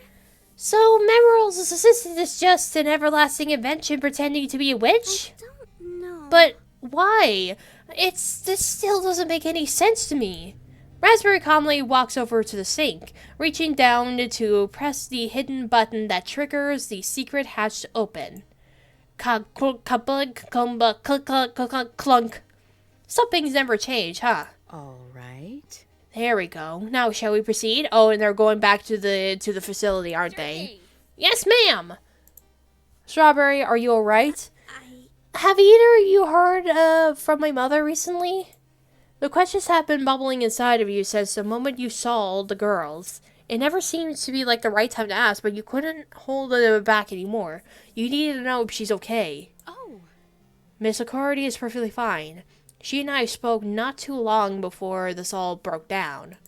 Oh. In fact, when communication with you stopped, she made it her new life's mission to find a way to get to you. Oh, really? Aw, that's sweet. Is that really true? Yeah, she still thinks about her and she's still finding ways to get back to her. See? Certainly. I suppose Memorial's diligence proved enough to keep her at bay, but it was never enough to stop her from searching. She's a resilient woman. I'm sure wherever she is right now, she's holding your own. Thank goodness. We'll track her down once we get out of here. How does that sound? Yes, please. I miss my mom. A wave of relief washed over you, knowing your mom is still out there, probably still looking for you. You have to get these bones back fast. You need to find her. You slowly approach the oven and begin to climb down underground. Into the underground we go. Does it feel colder to everyone else compared to last time? If I'm being certainly honest, I kind of blocked this whole place out of my memory the last time. The latter had seen better days. It might rush to ton since all descended here many years ago. It was chipped, crumbed, and everything in there. Okay. I don't think we had much longer until we reached the bottom. Wait, everyone, stop moving. I hear something. Raspberry spoke in a hard, hushed whisper, causing you and Blueberry to stop your climb. You could feel your hands sweating as you clung onto the ladder, looking down below as to what might have caused your friends to pause. Oh. Mr. Memorial. Oh! And there's buttons. There she is. Are you sure this will work, sir? What's the matter? Oh god, yep, it's those bros right there. Tansy, relax. Sure, the whole plan with the pocket dimension didn't go as we had hoped, but we got a solid backup plan here. Huh? What's the plan again? Sir? I'll handle everything, sir. You don't need to worry. Oh, but Out of buttons, I'm not worried. Wait, yes I am. that reminds me. I'm worried about you. I see. Me? Hmm? You always look so anxious. It pains me so. Is there anything on your mind? Or, well, anything you like to get out of your mind? This is my specialty, after all. I think I just look like that, sir. Memorial chuckled, placing their hands in both Buttons' shoulders. Hey, You didn't answer my question. what's the matter? Come on, I can tell something is bothering you. Well, if something were to happen to me, would you erase me from your memory? Memorial paused. You notice his grip tighten on Buttons' shoulders with an intensity you weren't expecting. Nothing is going to happen to you. Understand? Oh, yep, he changed her a bit. You're stuck with me, Buttons. Whenever you like it or not. No, you will like it. I'll assure you do. When I recreated the world as you know it, I'll make you anything you want. An endless wardrobe, a sea of stuffed animals. I'll even make a theme park that you can have all to yourself if you wish. I see. Well, that's very sweet, but that's not necessary, sir. Do you need anything? I just want you to be happy. That's the greatest wish I could ask for. Oh, Buttons. Oh, come here, you. This is why you're the best assistant in all of the infinite universes out there. Oh, okay. Well, I think that little interaction is kind of cute. You could definitely tell that these two probably had a very strong relationship, maybe, I think. Memorial tightly wrapped their arms around the smaller being, squeezing them and rocking them from side to side in an almost cartoonish way. Hello. Oh my, thank you, sir. My apologies. Forgive me if this is out of turn, but you didn't answer my question earlier. I didn't I? Clever. Memorial releases buttons from their grip, looking down at them for a few quiet moments. No, I wouldn't erase you from my memory, so don't worry about a thing, alright? There's something natural about Memorial that made you want to believe him, yet you couldn't help but feel like he wasn't being completely honest in this moment. Have you forgotten something? Besides, no way could I forget a face this cute. It's impossible, improbable, impractically illogical. My face cute? Well. There's that smile, see, Buttons? Everything will be okay. You have no choice in the matter. Memorial spoke anonymously. Despite the positive phrasing, you watched as he put some kind of code in the panel next to the door before walking off into there. Buttons still so perplexed by his most recent sentence, followed shortly before him. Thankfully, you did reach the ground floor safely once you had left. What made them met you was an entirely different environment than before. Construction and tribes had been finalized with the title, electrical light, the lights in the halfway. The place is more like a prison than a laboratory, and the laboratory than the hideout. Yeah, definitely, it looks pretty bad. If I would have known back then, I would have come back here with so many explosives and just collapsed this entire place. Hey, when we were kids, we did what we could, and we shut them down later. In my opinion, we did great. As the three of you extends down the facility's corridors, you can now see the finished features that you previously could not. Yeah, I love that. I can finally see the amazing prison lab place. Yeah. We had a great interior decorator. Love the we're going to dissect your body to feed it in our genetic experiments vibe we got going on here. It's so unsanitary down here. Huh? That's not what you're concerned about? That's what you're concerned about? Excuse me. Bloodborne diseases are no laughing matter, Blueberry. It could be fatal. Really? The bloodborne diseases could be fatal and not the... Blueberry gestures around her surroundings. Huge palace of death and sadness? Raspberry didn't expect Blueberry to yell out and quickly shushes her. Blueberry.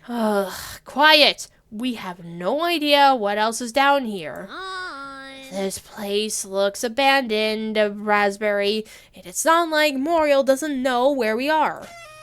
A loud party horn immediately sounded and rained confetti all over Blueberry, seemingly out of nowhere. Aye? Tiro da puta. What the hell?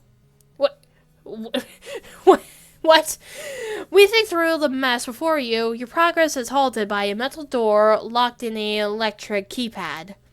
Blueberry cracked her knuckles and gave a sly grin. Leave it to me. Well, time for good old blueberry bombs. Stand back, ladies. You're in the danger zone.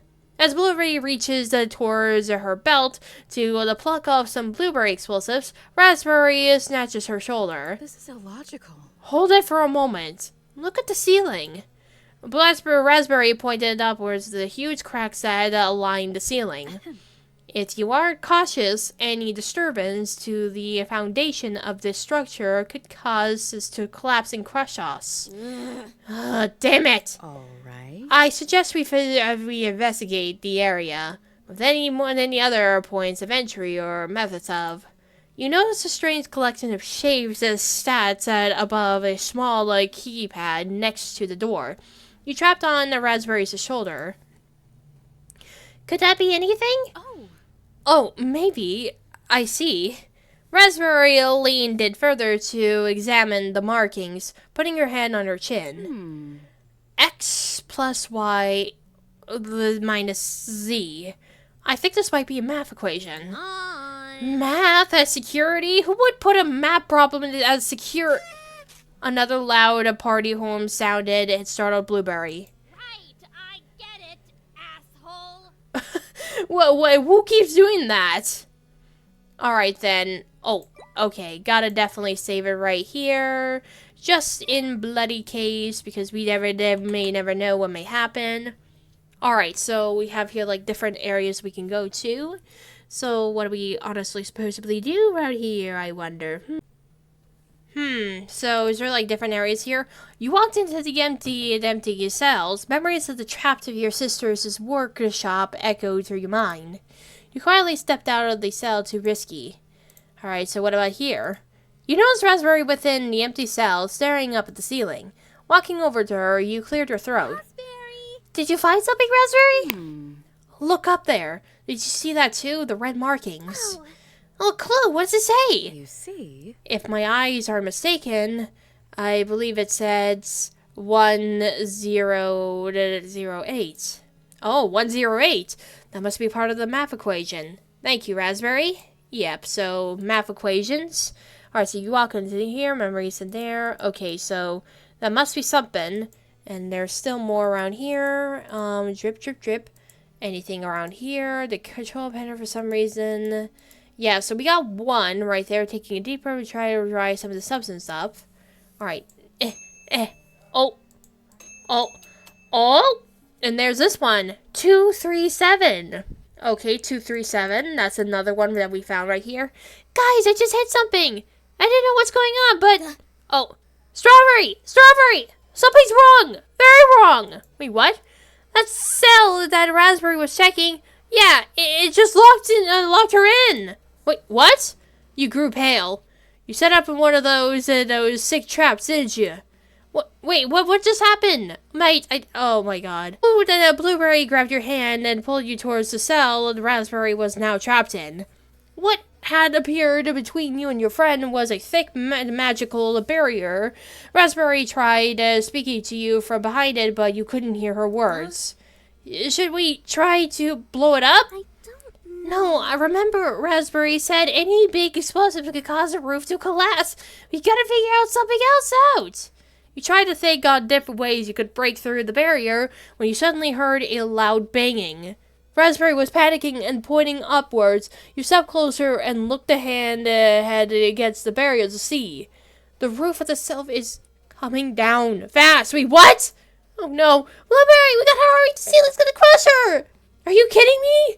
Blueberry and then comes over to check, double check. She placed her hands against the magical field, and Raspberry did the same.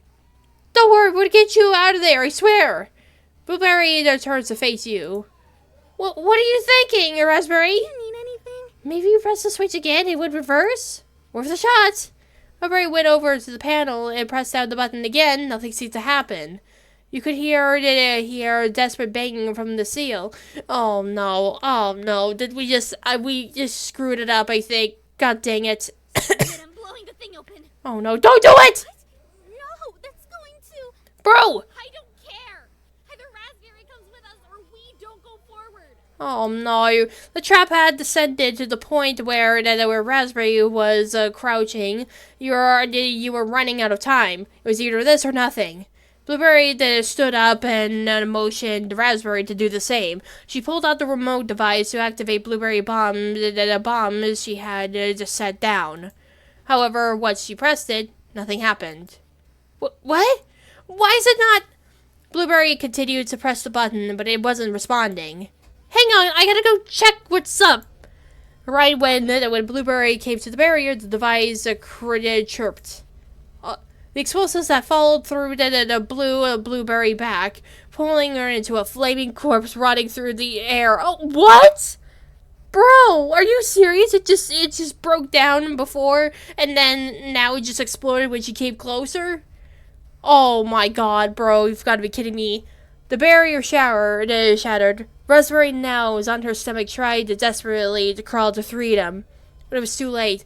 You could hear her bones crushing and snapping from the immense pressure, followed by her final words as she screamed out below to Blueberry to come help her, to save her, then immediately silence. Oh my god, you didn't have much time to mourn as, like Raspberry said, the roof fell apart and you were buried with tons of rocks and concrete. Blueberry was right. It's either leave with Raspberry or you don't go forward. Bro, are you serious? Wait, what just happened? Like, did I just do something wrong? I was trying to look for the numbers and then that just happened. Yeah, so... Oh, that's basically what happened. Yeah, so I just do this. Yeah, just like that. Yeah, so it's 237. Yeah, don't press that because that activates something.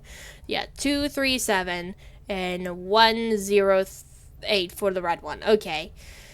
Yeah, so we're almost close. So there's still, like, many more here behind here. Or wait. Never mind, it's just a bug. Oh, not a bug. What about the plants? What's this? Oh, there's a blanket. Hey, Raspberry, come here for a sec, would ya? Oh, Blueberry waved you over, pulling you back in the curtain. Oh, there's writing on the wall. Boom, baby. That's a 1, 2, 2, 9. That clear as day. Oh, nice one, Blueberry. Yeah, praise to be the almighty Blue. That's just kind of cringe, sorry. Oh, come on, that's funny. Yeah, so we got it. We got the numbers right there. So the yellow, yeah, so the red is 103. Yeah, so the red is 108. The blue is 129. And the yellow is 237. Gotcha! You proceed here once more trying to remember the equation. Alright, so, yeah, so basically for this one here, okay, so we'll have to do this in the most correct way as possible. Something my genius calculator must convey in this matter here. So for the blue, it would be 37 plus 1 that, and then minus 27 equals what? 0? Wait, 0? Wait, what? No, that can't be right. Wait, that can't be right. That's 0. That's literally 0. Like, what? If you press the last digit of the code, you hear the whistle and creaks of the locking mechanism. What? Oh! It really was 0? Wow, that's literally so dumb. Like, we went through all that just for 0. Really? That was it? Yeah, that's literally what I was in. I had to use my freaking calculator just to add things up, and then it just came out with a 0. Behind the doorway, there led a nice phase in your morbid puzzle. A pair of the calculator's legs. You move ahead of your friends before obtaining your reward. Okay, everyone be prepared. Raspberry and Blueberry shut their eyes tight, bracing themselves. Oh god. It wasn't a matter of if you would join the Council of Witches, but then, ever since you were little, you could recall getting constantly degraded and belittled over your magical specialty. The standard between what specialties were cool or lame never made sense to you. You only heard your head. Still, if someone with a useless specialty like you could become a member of the Council of Witches, it could finally prove to everyone that your specialty does not limit you from doing great things. So you worked hard. You didn't have much of a social life to begin with, but now that time spent with your friends has spent entirely focused on your goal, it did make you smile to see them in the Gargantia celebration. Thanks to beginners, you reconnected to them there. If you haven't, you would have regretted for the rest of your life. The Council of Witches wasn't everything you had hoped it would be. You hadn't been in the council that long, but already you were beginning to rethink your career. You wanted to question why you were requested so early in the day, only to be greeted by him. Oh. Day, isn't it? Oh, yep, and there's him right there. Absolutely humid. And oh, how the mosquitoes are just out in force today. Oh, yeah, I'm sure. The cheerful way he described the horrid weather made your mind want to shrivel and die. Oh my goodness, you silently prayed that this would not take longer than it needed to. Well, I'll be perfectly honest with you, Raspberry. This inspection might take all day, sadly. The council has requested a very thorough review of the grounds. You were screaming your mind, but you replied professionally. All right. Of course, a councilman and men memorial, whatever is required. Ah, you're such a kiss-up. You know that, right? You turned around and started walking backwards, maintaining eye contact from you. you're no fun. You should have let the loose for a while. Can't be a member of the Council of Witches without being a bit of a jerk. It took every ounce of willpower you had to not intensively roll your eyes. It continued on like this until finally you reached the abandoned campgrounds, where you'll take a deep breath and exhaled rather than dramatically. Don't you just love fresh, open air? Now that you mention it. I do indeed. As a council member of nature, it brings me immense feeling of... I don't. Nature sucks. Sucks like a vacuum. Sucks like a tornado. Sucks like a sequel to a movie that was fine just the way it was. It didn't need a sequel. Well, I mean, he's spitting facts. You were beginning to get a migraine. Oh? Now, Raspberry, where precise is the entrance to the super scary torture lab? Well, what I want to see it. If I recall correctly, it is in the kitchen. Follow me, please. You wandered past the rotted gates to the camp in Cabnation Arcs. It was carved into the wood of the reach at the top. Vines and other on a voyage were sneaking their way up the two trunks of the entrance, almost as if the forest itself was trying to devour the architecture and return the land to its untouched state. Some cabins' windows were shattered, and even one of them's roof seems to have collapsed on itself.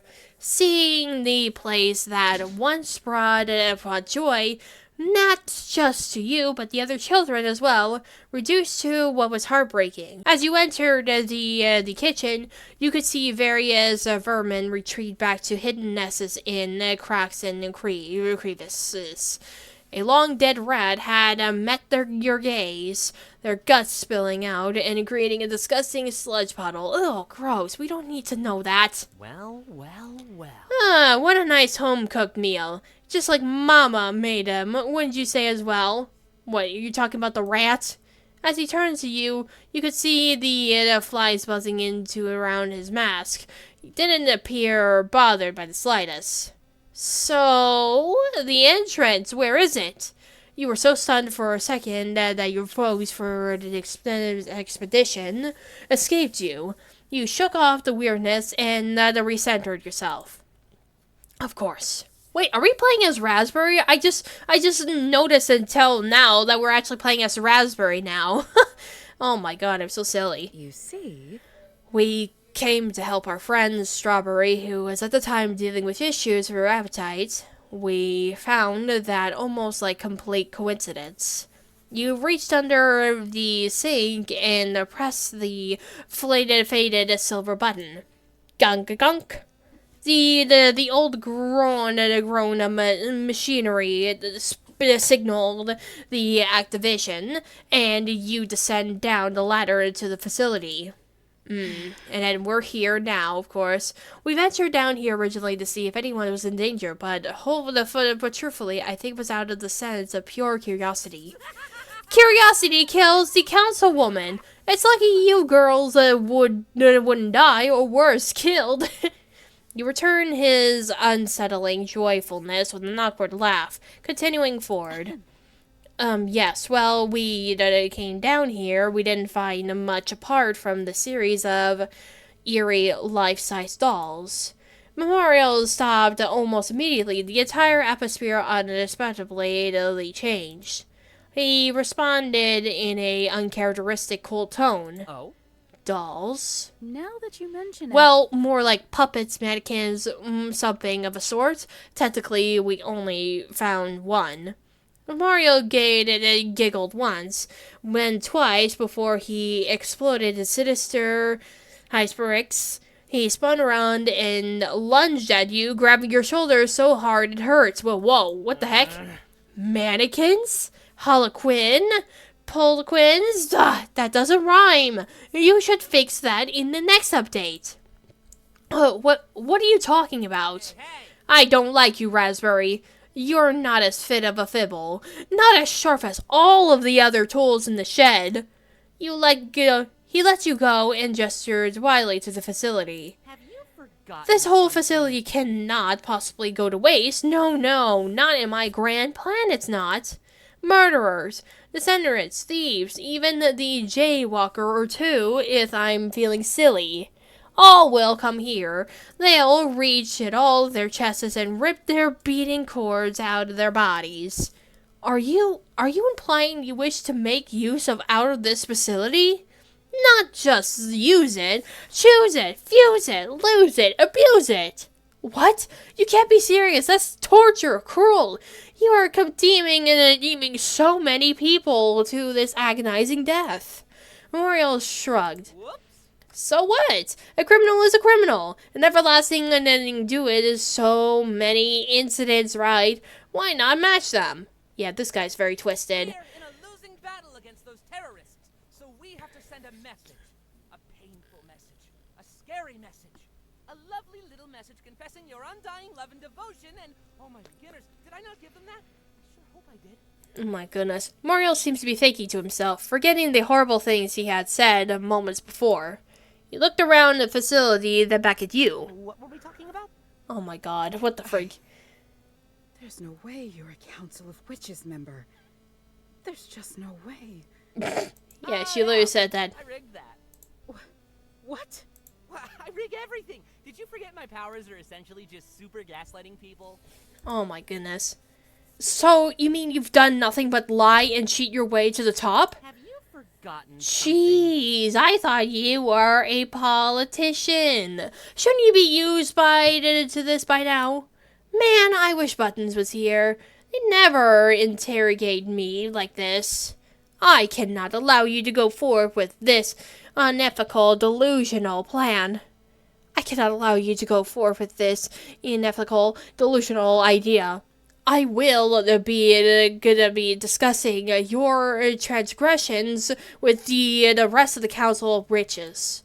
Oh, no. See, that's the fun part. I'm the memory witch. It doesn't matter what you'll tell them or what they'll do. Their brains are clay in my hands. He started smashing in his two hands together, simulating sculpting. Any bad thoughts or plans against me? A snap of my finger and suddenly they think I'm the most important man in the world. I get whatever I want. I might have even done it to you, and you'd never know. Bro, this dude can literally manipulate minds. That's horrible. He took a step back, not wary. Why are you telling me any of this? Because even if you told someone, nobody would believe you. Yeah, this man is twisted. You tried to retroll the back, but your voice was trembling. I'll stop you. I swear it.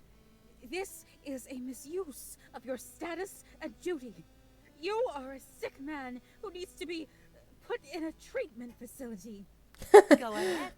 Try and stop me. You can't do anything. You're just a simple raspberry witch. Oh, bro, you did not say that. You were done. You dashed away and sped back at the elevator. You dashed away and sped back up the ladder. Morios' laughter echoing throughout the camp. You needed to plan. You need to stop this. You just weren't sure quite how yet. Oh, so is that how it happened? You know, you wouldn't think it would be easier the third time. It's actually worse. You place the legs into your bag and you place the legs into your bag and rejoin your friends. Each time I hear his arrogantly, each time I hear his interrogating voice, it's like bees are stinging my ears while trying to do a horrible comedy routine. Wow, that was a lot of pressure on you, huh, Raspberry? You have no idea. Raspberry sighed, taking a second to sit down and lean against the wall. She was talking and taking a break. You didn't blame her in the slightest. It's funny. When you center your entire life around one singular goal, it makes you feel like you actually have a purpose. But then, when you're actually there, it's like, oh, wow. This feels so empty. You think, Aww. think This poor girl, though, has to deal with all of this nonsense. things will work out, but the system is so flawed. And people can be so corrupt. Raspberry puts her head in her hands, clearly venting out her frustrations after so long bottling them up. Raspberry! You've been doing a wonderful job, Raspberry. I may not have been around much, but you had enough kindness in your heart to save me. That's got to count for something, right? Did I, though? Huh?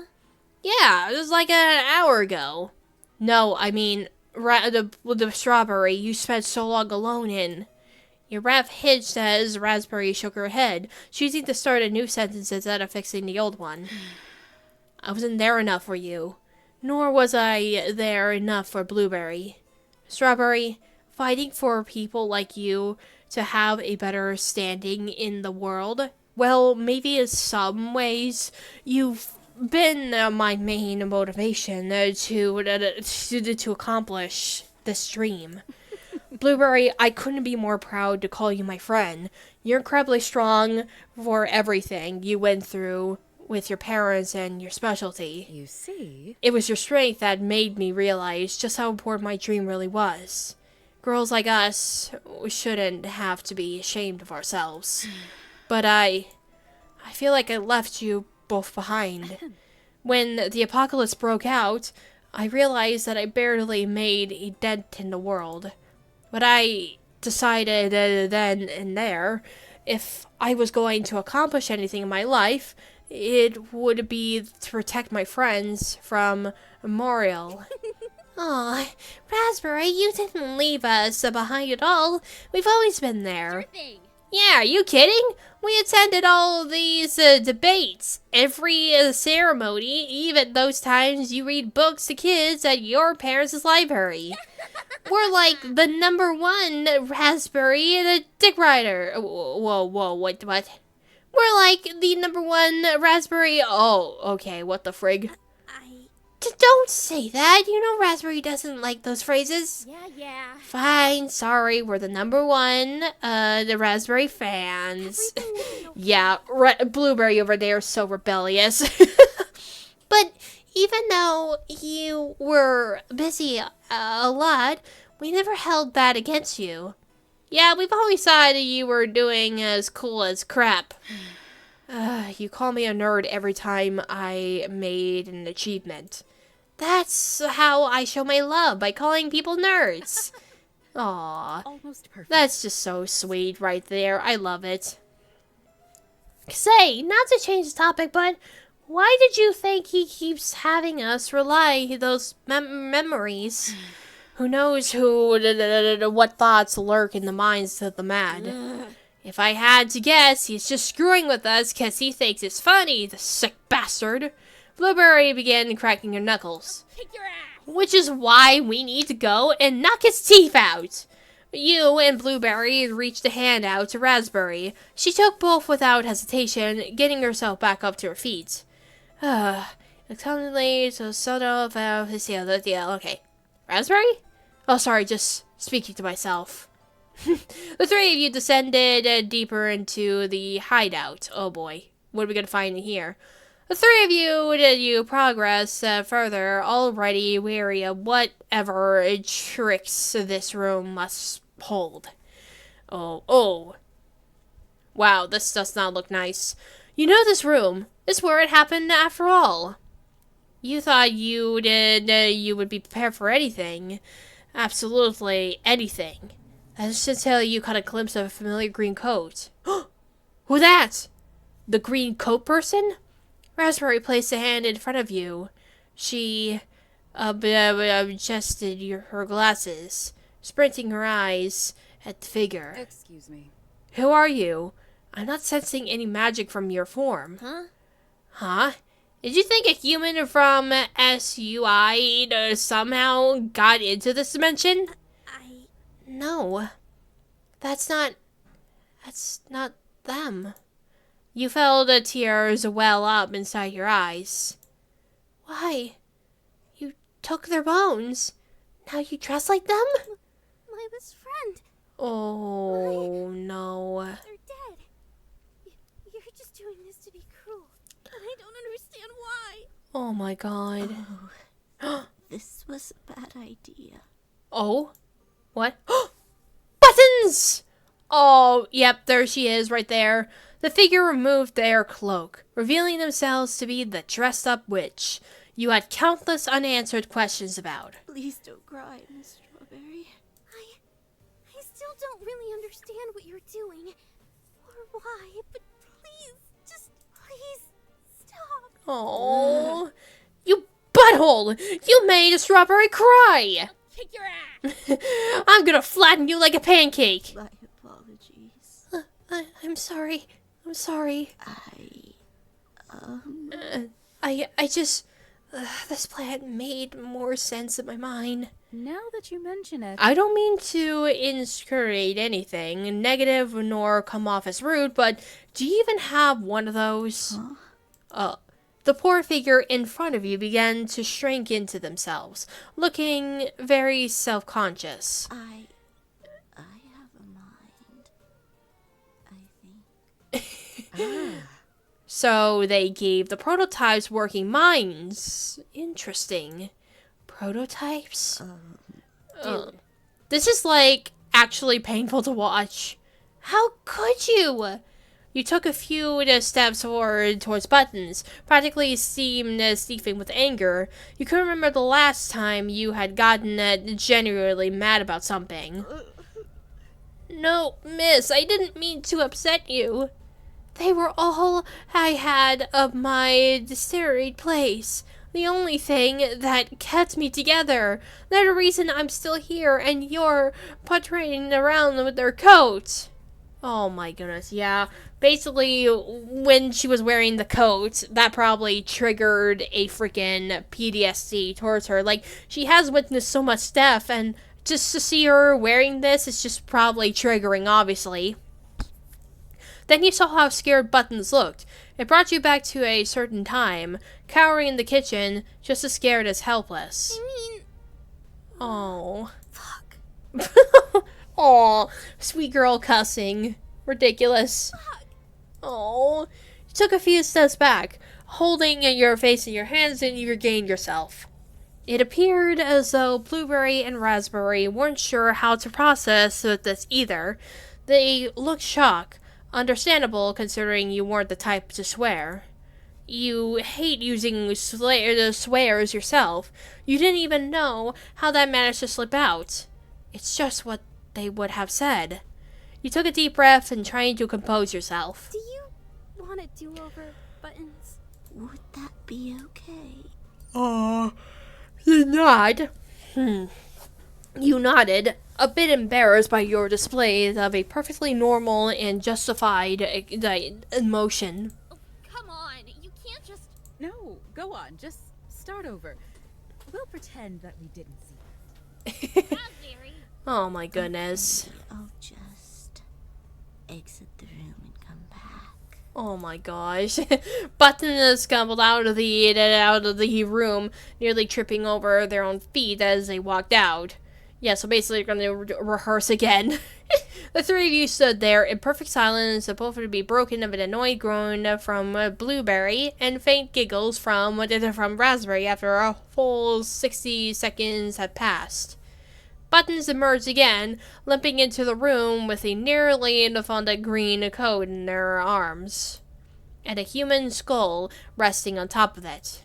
There was a shift in the energy in the room. All three of you could have been the feeling the most in there to make them more careful there, though.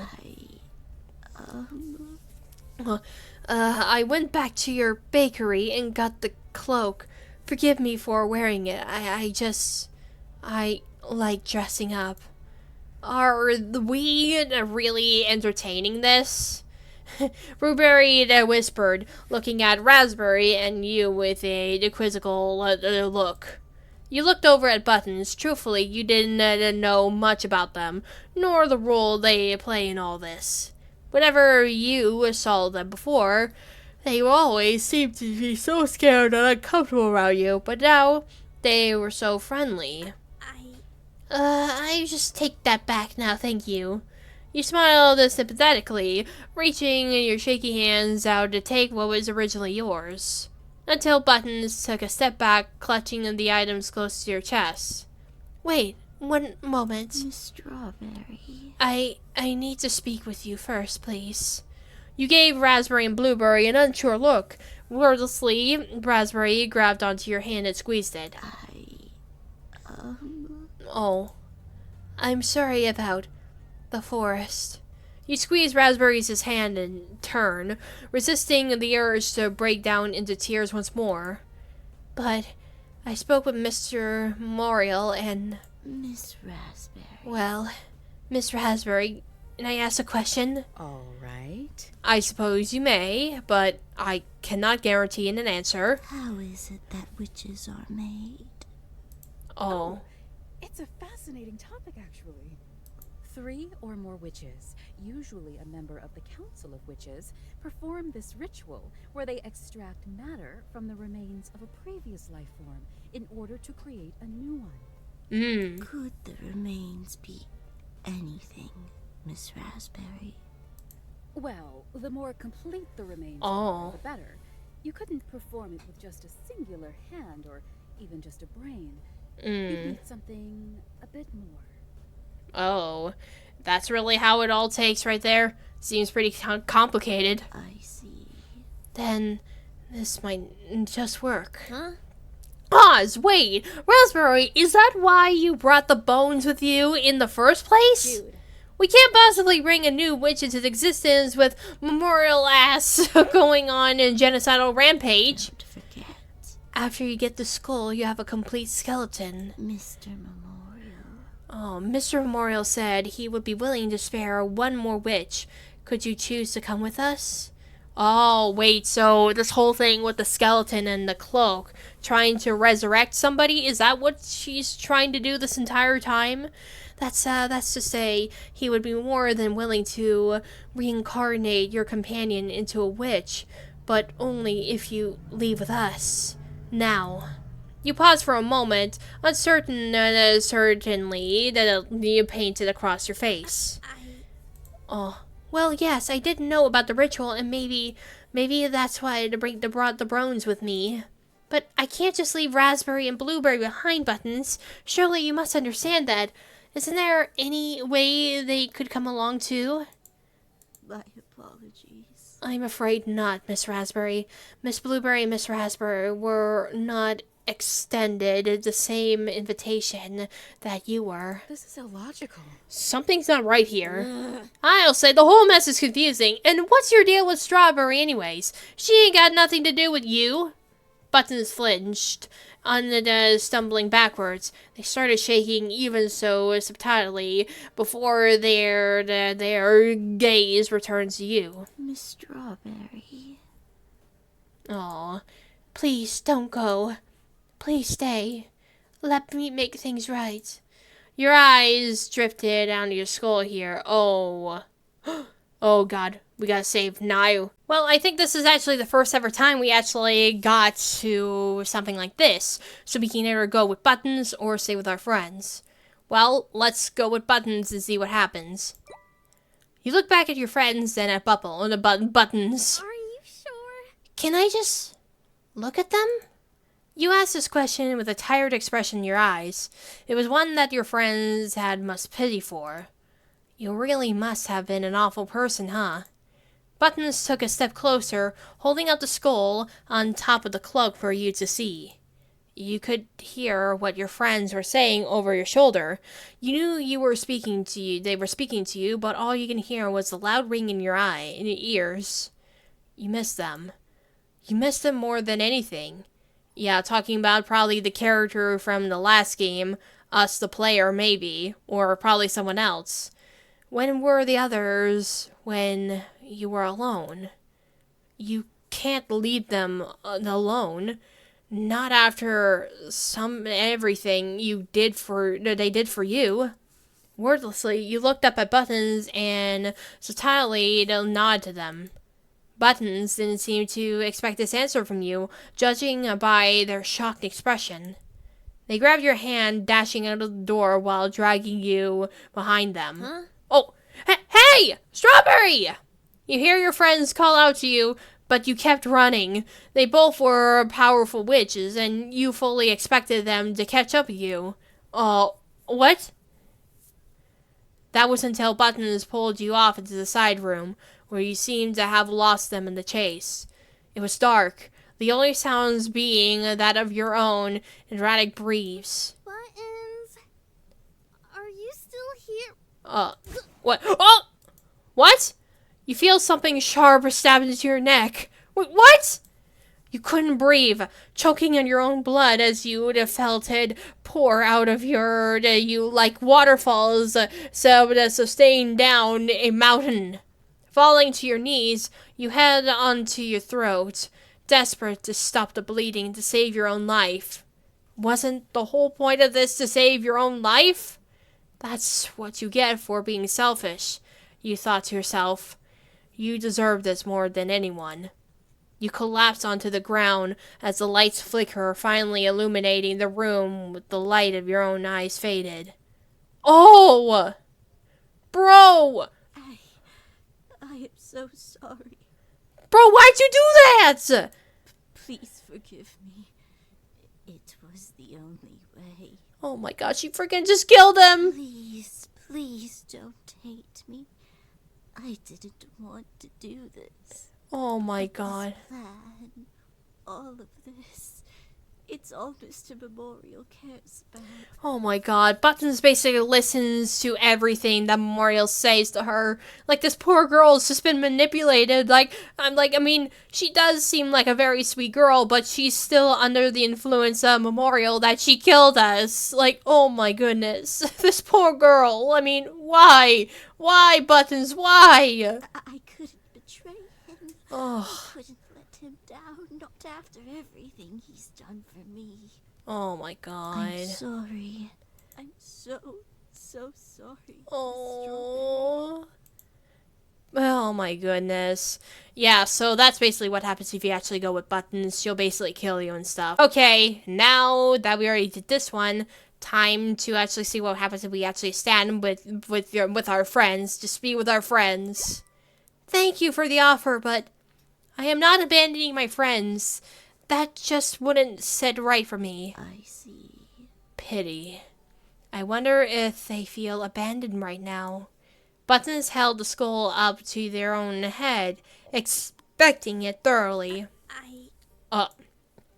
Guilt courses through your veins. The last thing you wanted to think about right now was their death. Yet, you couldn't escape from it. You failed them. You failed all of them. You weren't selfish, horribly selfish. That's enough.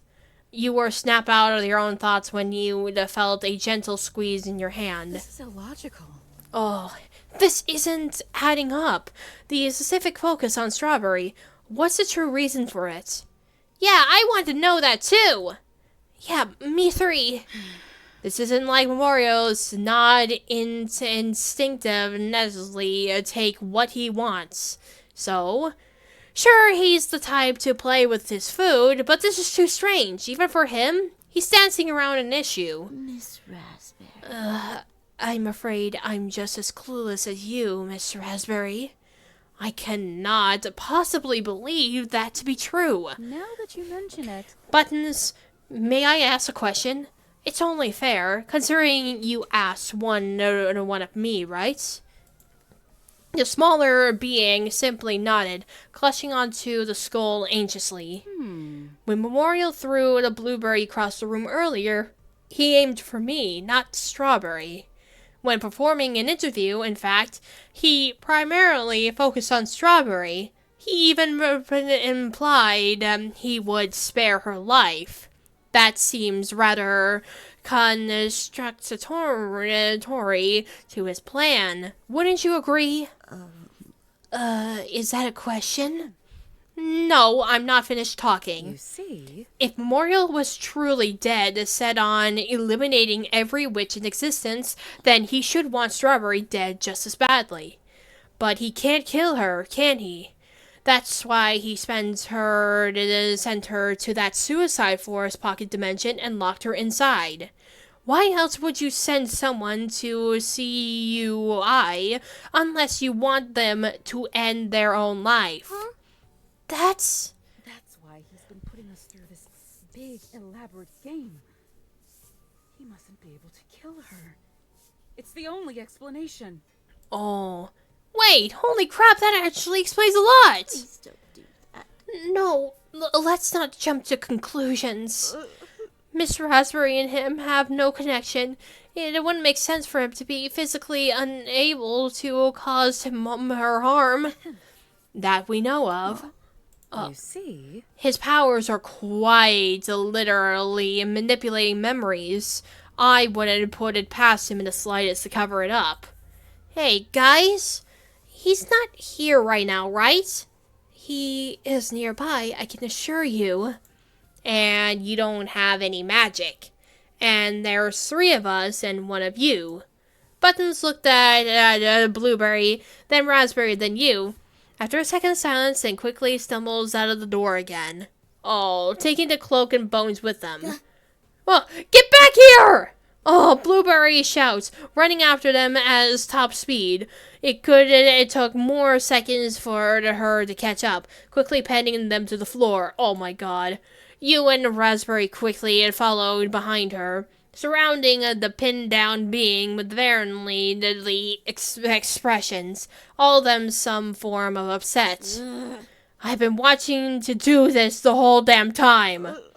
No, not the face, please. Give us the skull, or I'll think about sparing you. Here, take it. It's yours, just please don't hurt me. Buttons tossed the skull across the room, which caused you to immediately rush to grab it.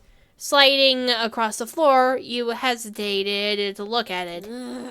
I got a bone to pick with you, dress-up witch. You think that just because you act all scared that you're gonna forgive you working with a genocidal maniac? I see through you. It's nothing more than an act, huh? Just as fake as this. Blueberry gripped her fingers around Buttons' masks, beginning to prowl it off from them. Stupid mask! Oh! You ripped the tragedy mask away from their face, breaking it into tiny pieces on the floor. In the very second, you grabbed a hold of the skull. Oh, what the heck? Gears. You can't keep cuddling them, Miss Bakerfield. Oh. Oh! There's cherry pie! Oh, so this is another flashback right there. And there's a little android right there. It was just some slices of pie. I could see what the big idea problem. It was just some slices of pie. I don't see what the big problem is. They look so curious. I didn't see the harm in indulging that. These beings were made to use, not to indulge. When they finally have control of everything, they will replace every last witch in the role that they fill. If you give them substances and fuse with witch cores, they could... Well, I'm not sure what it would do exactly. They aren't supposed to have souls. What would happen if What would happen if you spoon-fed bits of existing souls to them? I need to run some tests. So basically Cherry Pie's been giving them some substances that they are not supposed to have. Oh, no, you don't. You gave 0 to me, not the other way around. Ah, so this is where you are wrong, my dear. I let you overlook their development, but it was rarely ever quiet underground. You've heard many sounds of your short existence. Braying, chattering, yelling, begging, pleading, mechanical whirring, chewing, ripping, drilling, and more things you haven't quite heard the words from there. You're long since grown used to the distant screams coming from the rooms that your creators have forbidden you to enter, and to the echoes of the unhinged arguments that constantly validate through the halls. However, today was different. Today was different, and you could feel it. You could hear it. You heard something new, yet you believe you knew the word for it. Shattering, the sound of porcelain colliding to the floor. Oh, you willed yourself to take a single step forward, obliterate all, albeit. You willed yourself to take a single step forward, albeit a tide clumsily. Oh, yep. Oh, and look, there's the rooms right there. There's cherry, and there's a wine. Another shatter, a sense of urgency washed you over, one that you didn't understand the reasoning for. Perhaps you didn't like the sound, or how close the sound was getting to you. You felt yourself so dizzily. You felt yourself get dizzier the faster you tried to walk, getting closer to the noise. They didn't quite nail your motor functions at the first try. Oh, so she keeps hearing the noises. Oh, what? That's a new feeling for you. You haven't never wanted before. Another shatter, it seems to be nearby. A different sound, clattering, like the sounds of your own limbs, shaking rapidly and colliding in your joints. Shatter, clutter, shatter, clutter, step, step, step. Prototype 4? Oh, hello? Who's this? Doll-like limbs coated the floor beneath you, some intact and most in shards along the ground. A thick black ooze began to coat your feet, something they must put yourself the later prototypes. You presume. You shudder as you instinctively tried stepping out of the mess. Looking up, you notice the fourth prototype holding some sort of long pipe. What are you? They were going to discard me. They were going to discard most of us. Keep only a few. Use us for scraps and spare parts. Painful, alone, lonely, forgotten. They have to understand it was me or them. We can't both exist. We can't both thrive. I need to be better. I need to be the best. The clattering returned, but now you have the visuals to recognize the source of the sound. 4 was shaking. It's either me or you. Oh! Bro! She just freaking struck her! The next few moments happened so fast, but to you, it felt like you were stuck frozen for the eternity. Similar to limbs to you, clumsily and graceless, tackled you down. 4 was strengthening your torso with an animalistic fever in your expression. You feel something collide directly to your face, shatter. Dizzy, hurt. Oh god, make it stop. What's happening? Oh, bunch of nonsense here. Oh god. Yep, she's going crazy. Shatter. A vision of your waking eyes still blurry. Your mind delay a few moments behind the rest of time. You feel the body of the the prototype collapse on top of you. When your vision cleared, you saw your former friend, missing their head completely. It was in pieces shattered all around you. You couldn't help but feel like it was your fault. Hey, are you okay? You couldn't move. You couldn't speak. Hurried footsteps approached you, pulling you out from underneath the rogue prototype. Hey, look at me. Can you move? Are you broken? Oh. What the heck? Oh my god, this one's faceless, bro. You were propped onto. You were then propped on right, staring at the rather unusual sight. A lanky figure knelt down in front of you. They had messy pink hair and clothes that didn't seem to fit them quite right.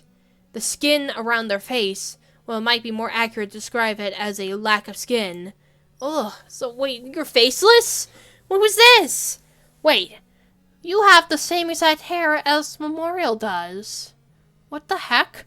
You move your head slightly, looking up at your savior. Ugh. So we can move. That's good. Well... Oh, that is Memorial! Well, he has no face? Is that why he wears a mask? Oh, I did not expect his face to be like this. Like, oh my goodness. I landed on the name Memorial better than Brainy or Memoriam. You're Zero, right? Cherry told me about you. At least I think she did. My brain's been a bit scattered, as of late. I'm sure you must know how that feels, huh? You opened, your mouth, but no words came out. Gee, look at the mess they've made. This isn't looking too good. Knowing Gears, he's not going to be happy. Gears, your creator, the inventor witch? Crap. This isn't just a pickle, it's a whole broken pickle jar. Multicolored pickles, pickles with spots, pickles with straps, all sorts of pickled mayhem. That didn't make a lot of sense, did it? I really am lost to losing my mind by using these powers so much, aren't I? Bro, he was completely different from what we know now. Like, this is literally him before, like, seriously. Thank you. Something about Memorial's face seems to soften for a second, although it was a tad hard to tell given the lack of expressive features. Well, we can't let anything bad happen to you, now can we? No, you didn't deserve this. Don't worry, I'll come out, open it up with something. If they see that you're the last one standing, they'll surely be blamed for the carnage. Carnage is the new word for you. The immediate word association ran rapidly through your mind. Carnage. Clatter, shatter. You shared down to your hands, your eye wandering towards the body out the floor. Panic flood in your mind as the sounds repeat themselves. Yeah, so basically, yeah, she's literally just thinking outright from all this nonsense she's witnessed. It was an unsettling warmth. It felt wrong. Unable to regain control. Hey, stay, me, Zero! Oh, you tried to force your vision to focus back on the one speaking to you, but it felt impossible when the world seemed to be blacking out on you. It's okay. I'm gonna make all of this go away, alright? Go away? How? Well, let's just say, have a hypothesis,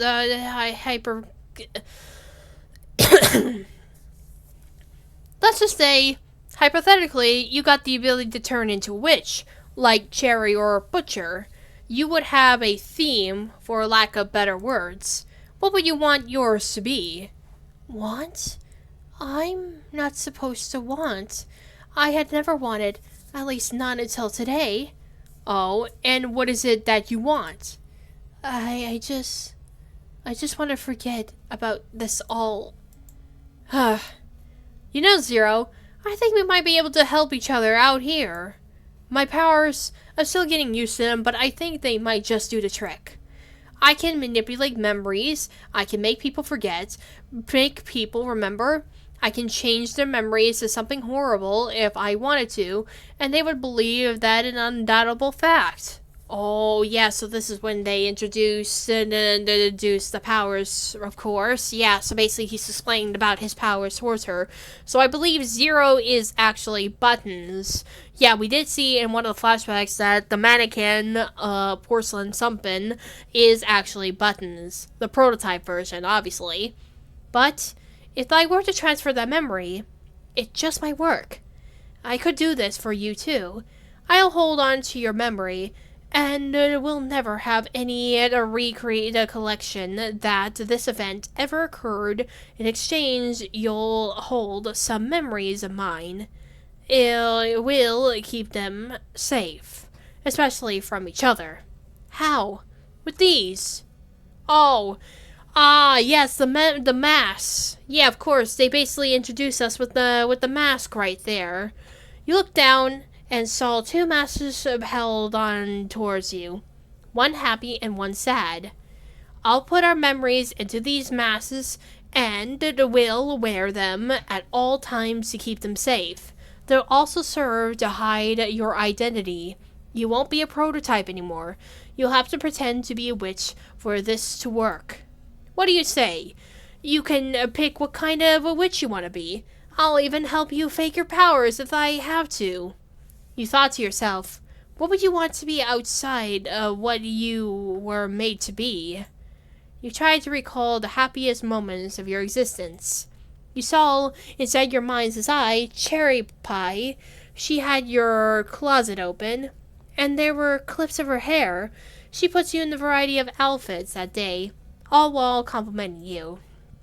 It was the first time you had received a compliment without doing anything to achieve it. You quite liked that feeling. You wouldn't mind feeling that way all the time. I like dressing up. Oh my gosh! So this is when she decided to be a dress-up witch, of course. Memorial seemed to chuckle a bit, as if it was a response they haven't foreseen. Well, you'll be the greatest dress-up witch the world has ever seen. We'll get all sorts of outfits for you. You'll be as cute as a button. Ah, and he said it button. Button? Oh. Hey, that wouldn't be a bad witch name. Buttons. It's so cute. I like it. Buttons. What do you say, Buttons? Are you in? Yep, so this is basically their origin story, of course. With the bind and a blinding glow, the masses Memorial had held began to float in front of you.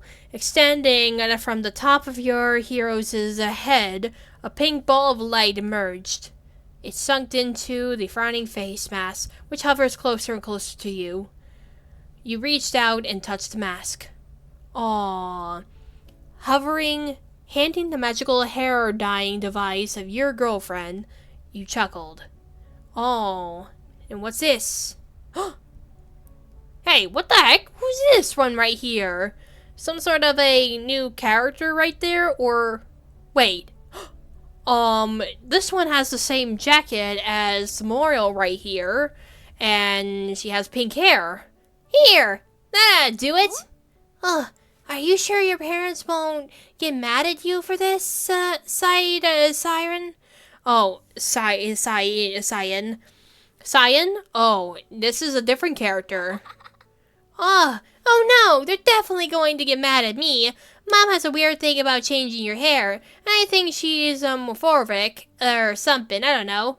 Siren, yeah, so, wait, she has the hair like, Blueberry. Oh, wait, is that, I think that's probably her as a kid right there. Morphic? The bias against people who change the physical appearance drastically. Well, maybe we could try to get the hair done out. Aw, straw baby. A little late for that, Strawberry. Oh, sorry, I'm so happy. I didn't know you would get in trouble for this. Dude, it's okay. They won't be getting mad at you. I just wanted to do this, okay? If I didn't really want this, I wouldn't have asked you for help. Okay, I know how difficult family stuff can be sometimes, so if you ever need anything, I'm always here for you, you know? Oh, Strawberry. My parents are just grumpy old kooks. I can handle them. They're not like your sister. You saw Strawberry load down to the floor, causing you to extensively regret ever bringing her up in the first place. Hey. Oh, crap. Hey, are you okay? I'm sorry, I didn't mean to. You're sure your parents won't go too crazy? I don't want you to get hurt. Huh?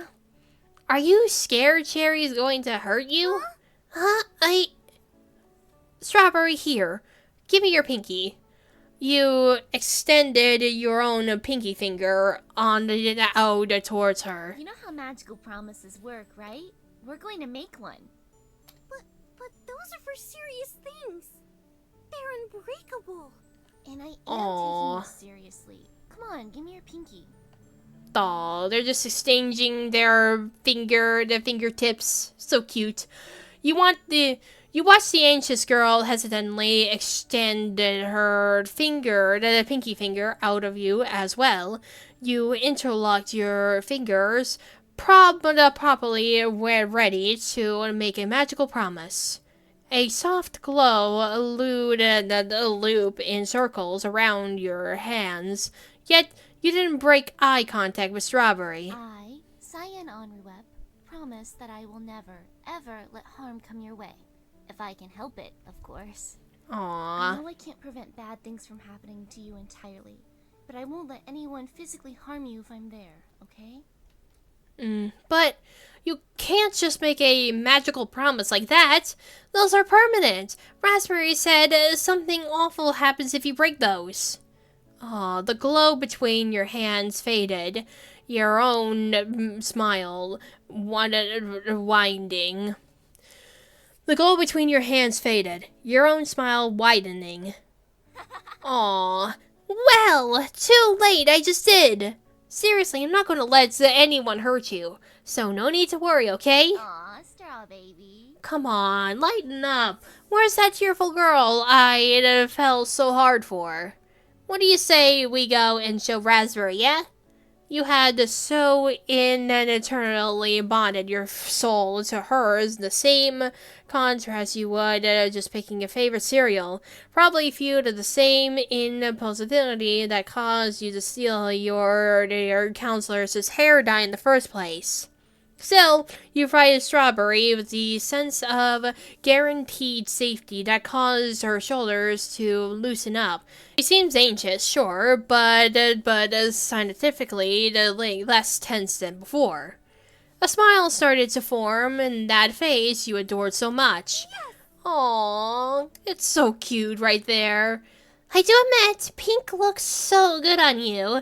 You're so pretty, Cyan. Aw, you. You're so cute. Yeah, of course. Yeah, but too bad you basically, of course, dyed your hair blue. I wish you would have kept your light pink hair, but oh well, that's basically how you went there. Yeah, definitely. Head in there, the two of you made your way out of the cabins, barely keeping quickly to stand your friend's Raspberry. Yet in your older brother, you were... Oh, wait, what? Oh, wait, so they're not... Oh, I was right. Azur is actually the brother of Blueberry. Yeah, so I thought they were the same character because of the same visual looks, but no. No, they're two completely different people. Oh my goodness, I did not expect... Okay, yeah. Yeah, so I was right. This is actually the brother right there. Okay, got you. We're not looking forward to his, your reaction. Raspberry Azur, look what we did! Oh, hello, you two. Huh? Oh, my beginners. What did you do to your hair, Cyan? I mean, it looks lovely, but... Huh? Cyan, what in the world were you thinking? Oh, yep, he sees that. That her hair is now cotton candy. I thought it was cool, so I did it. Where did you get hair dye? Please tell me this is not permanent. Stole it from the council. It's super mega ultra permanent. Oh, really? Mom is gonna kill you, skin you alive, and eat you for breakfast. You know how she feels about this stuff. Hey, cool it with the eating people savings. We talked about this. Azura walked closer to you, touching the ends of your hair with a quizzical look. You would have batted his hand away dismissively. Why did you do this? Answer me! I just said the real reason, Cyan, now. Dude, what gives? Oh my goodness, yeah, they're just all arguing with each other here. Oh, and I noticed their symbols are basically, yeah, they have the two of them have symbols on their sleeves. Probably the family thing or something, because they do have the same symbols on each of their shirts. I thought it would be fun to have matching hair colors with Strawberry. Here, you happy? Sure, they're not the exact same color, but now we're pink buddies. No, wait, that's so sweet. No, wait, that's so sweet. You felt the two arms wrapped around your torso, squeezing you from the side. You couldn't help but giggle. She was just too adorable. Azur's eyes was twitching so much you swore it was about to pop out of the socket. You just don't get it, do you? Do you take anything seriously? What? Lighten up. You know Mom's rules are stupid anyways. I thought you'd appreciate a little rebellion. Mom and Dad don't know about you and Strawberry, do they? Oh. You what? Oh. Wait. Oh, no, about their relationship, you say? Of course I wouldn't. I don't want anything bad to happen to you. And I just know the second they find out you've been dating a ditzy little Berrywitch, the infamous cannibal sister, no less, they're going to disown you. Oh, snap. Yeah. Oh, so that's the problem. So basically, they're in a relationship, but her brother is really, really protective over her because he knew that she's sisters with a cannibal. So that's what happened. Oh, boy. You have natural talent. You can't just throw that away for some girl who's going to end up with a field cafe that nobody wants to go to. Oh, no. She's right there, man. Azur. Hey! You can't berate me on all You can berate me all you want. I'm more than used to it. But the second you bring my girlfriend into things, we're going to have a problem. Dude, what gives? I thought you liked Strawberry. Wait, I do. It's just, that's what Dad would say. Exactly, that's what Dad would say. I expect better from you. You're just as bad as they are. But what You two, be careful now. This doesn't involve you. Oh, the two of them just spoke to each other. Raspberry took a step back, sighing as she pulled Strawberry in a back with you. You really want to go there, huh? I'll go further than that. You, me, witch duel, now! Raspberry, you moderate. What happened to this now evolving me? Raspberry, you moderate, please! Alright. Oh my god. Oh, yeah, so basically a bunch of nonsense is happening. Wait, guys! I really don't think this is necessary. I don't want either of you to get hurt. I really don't like violence, especially between two people I care about. You're so cute. Hey, it's okay. We do this kind of things all the time. We train together daily, remember?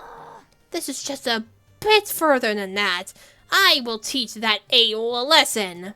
You and your brother turned your backs towards each other, taking the 10 paces away from each other from the other. Alright. One round, the aim is to disarm or knock down, not to kill. Hitting any buildings or the passerbys will be disqualified. Disqualified from what? From winning, Strawberry. Oh, okay. Alright, choose your weapons. You chewed, oh my gosh. You search deep within yourself, trying to remember the summoning magic your parents taught you. It's been a while. You and Azur haven't trained like this since before camp. But this wasn't training this time, was it? Uh-oh, you circled through your options. No, the knife is too small. The bow would be too hard to navigate if Azur could have chose a close-range weapon. You chose a staff, giving it a twirl as you magically appeared in a burst of light. How did this come from whatever we were in before to now this? This is insane, bro. Ready? Set? Only one thought passed through your mind as you readied yourself for battle. Man, Strawberry looks so cute today. Oh yes, definitely, she looks adorable, doesn't she? Giving her a wink, you felt empowered. She waved to you from afar, mouthing a quick, I love you. Oh, go! Turning swiftly, you scowled, of course. Azur chose the bazooka, which was just like him. Coward didn't handle close combat to save his life. That didn't stop you. You ran towards him, rather yelling as you swung your scythe in a rabid selection. Okay, yep. They're facely fighting. They're fighting to the top. Oh my gosh, you shot towards his legs, but as it often did, thankfully you knew well enough to predict this. It would make you quick on your feet, so you evaded him with no problem. You're a coward! Why can't you just stand up to them? Because I don't want to be homeless. They're not going to kick you out. No. Azurda reached out, nearly disarmed you from spinning your scythe away from them. Thankfully, you were able to do a button-like twirl, keeping it within your grip. Your brother merely growled at this. They're not going to kick you out. It doesn't matter what you do. Just because you can swing a staff, they let you get away with anything. So you're jealous, is that what I'm hearing? It's not my fault, I'm just better than you. That's it! Oh my goodness, yep. Yep, they're just literally yelling at each other. Guys, calm down. Can we not fight about this nonsense? Like, please, stop fighting, man. This is getting out of hand. You're going to end up just like them at this rate. Just another link in the world's worst chain. Shut up! Shut up! Or, and is that what you're scared of, huh? You still haven't gotten your specialty yet, right? You're scared you're gonna be as useless as all of the other people you torment. Well, guess what? At least people actually like strawberry and raspberry. But with you, nobody cares. Oh my god. You'll end up all alone at this rate. You pause for a moment, seeing Azur's weapon power up in a blue glow you haven't never seen before. You're also never seen Azur look this angry before either. Oh! The last thing you saw before your vision blacked out a large blueberry huddling right towards your face. He never aimed for the face before. What? Oh my god! Bro! Did she just burn her face? The impact is the most painful experience you could have ever imagined. Your skin then chide. Your instincts was too close. Your eyes tightened in response to the pain. But for some reason, it felt unendurable. The more you tried to close them, the more pain you experienced. You reached your hands up to cover your eyes and the eyelids. And when they did, you realized you don't have eyelids anymore. Oh my god, so basically you burned her face! What the fridge? They must have melted away in the explosion. Your screams became more guttural, and you realized your lips met a similar fate. Your ears began ringing as you collapsed to the floor. You half expected to hear Raspberry call the battle, but the only noises you heard were fuzzy words from your brother. You sounded panicked, but you can't make out all of what he's saying. Cyan, get help! Say, okay? You desperately want to blink, but you couldn't. Your watery eyes looked over to where Strawberry and Raspberry were.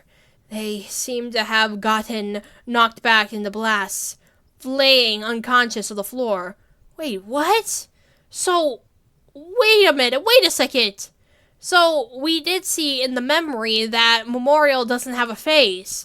And then, in this instant, this basically shows, Cyan, this character right there, who I thought was supposed to be Blueberry, since we know Azur is her brother, but her face is melted just like Memorial.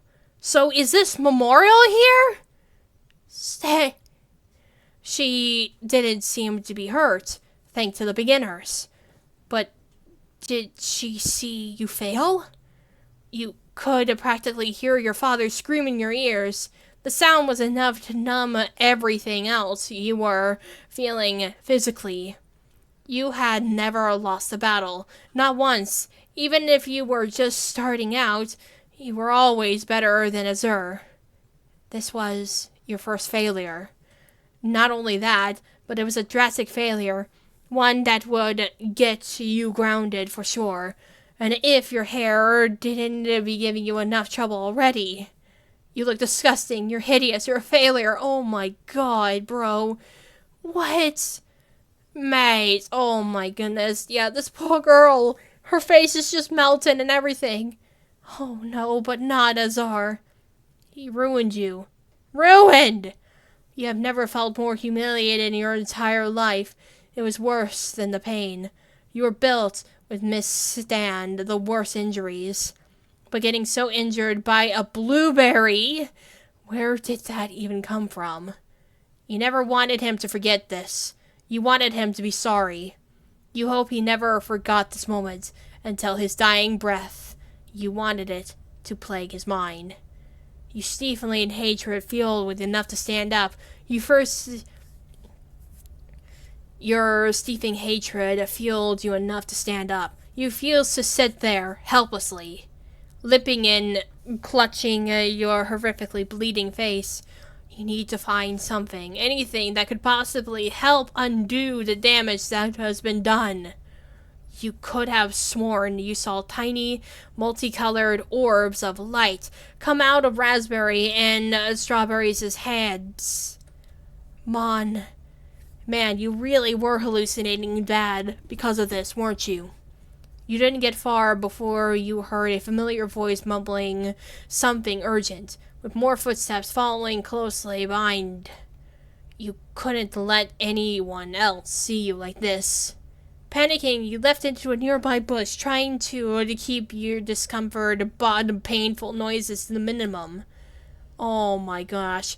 She was right there a few moments ago. She must have run off. We have to find her. Hey, kids. Oh, slow down, Tiger. Find who? My sister! She's all alone! We need to find her! Oh? Oh, did one of the other kids give you some kind of potion or something? You don't have a sister or E-roll in this camp, kid. I think when I remembered that. Wait, what? Huh? Huh? What are you talking about? Stop this nonsense and help me, damn it! Come on now. Language! What happened? You looked over, seeing Strawberry slowly get up off the ground. Raspberry! Wait, what does the freaking butcher mean that he's saying that he doesn't have a sister? Like, what? Your girlfriend ran over, helping up your friend off the floor. I'm quite alright. Though, I must admit, I can't seem to recall what happened. Guys, have either of you seen Cyan? Who? Oh my god, did they forgot about her? What do you mean? Hey, I know I messed up and I'm really sorry, but this isn't funny. What are you talking about? The last thing I remember, you and I were talking, then Strawberry ran up to us. I don't remember that. Oh? I think I know what's happening. You do? Kids must have put a disorienting potion in your breakfast as a prank. I've done a few of those back in my day. Totally warps your perception of reality for a bit. Bro, what? Huh? Way to go, Azur. You made too many enemies, and now they're going after Strawberry and I too. Oh, that actually makes a lot of sense. So have they been hallucinating this entire time? Or did they actually get like a reverse potion that basically made them forget about the girl that they've known? Or was Cyan over here just a delusion? Like, what's going on? I really don't understand. What's even happening? Seems it must be wearing off now. At least for you two. Do you need any first aid, Azur? No, I don't think so. Off you go. Well, good. I have to prepare lunch, so you three stay out of trouble, right? The useless camp counselor walks off, leaving your brother looking more panicked than before. That is until Strawberry walked next to him and placed a gentle hand on his shoulder. Azur? Hey, Azur. It's okay, Raspberry and I got you. I know you must be scared, but the potion will wear off soon. Maybe when it's done, you and I can make some more of the used friendship bracelets. Would you like that? But I never made any bracelets with you. That was... Azur? Azar, you have to remember you're under the influence of a disorienting potion. Your mind might be a bit confused. Yes, I know it was you, silly. I don't know anyone else with bright blue hair, after all. You felt your heart sink into your stomach. They really didn't remember you at all. Yeah, sorry, I guess must be disoriented. That's Little Snake.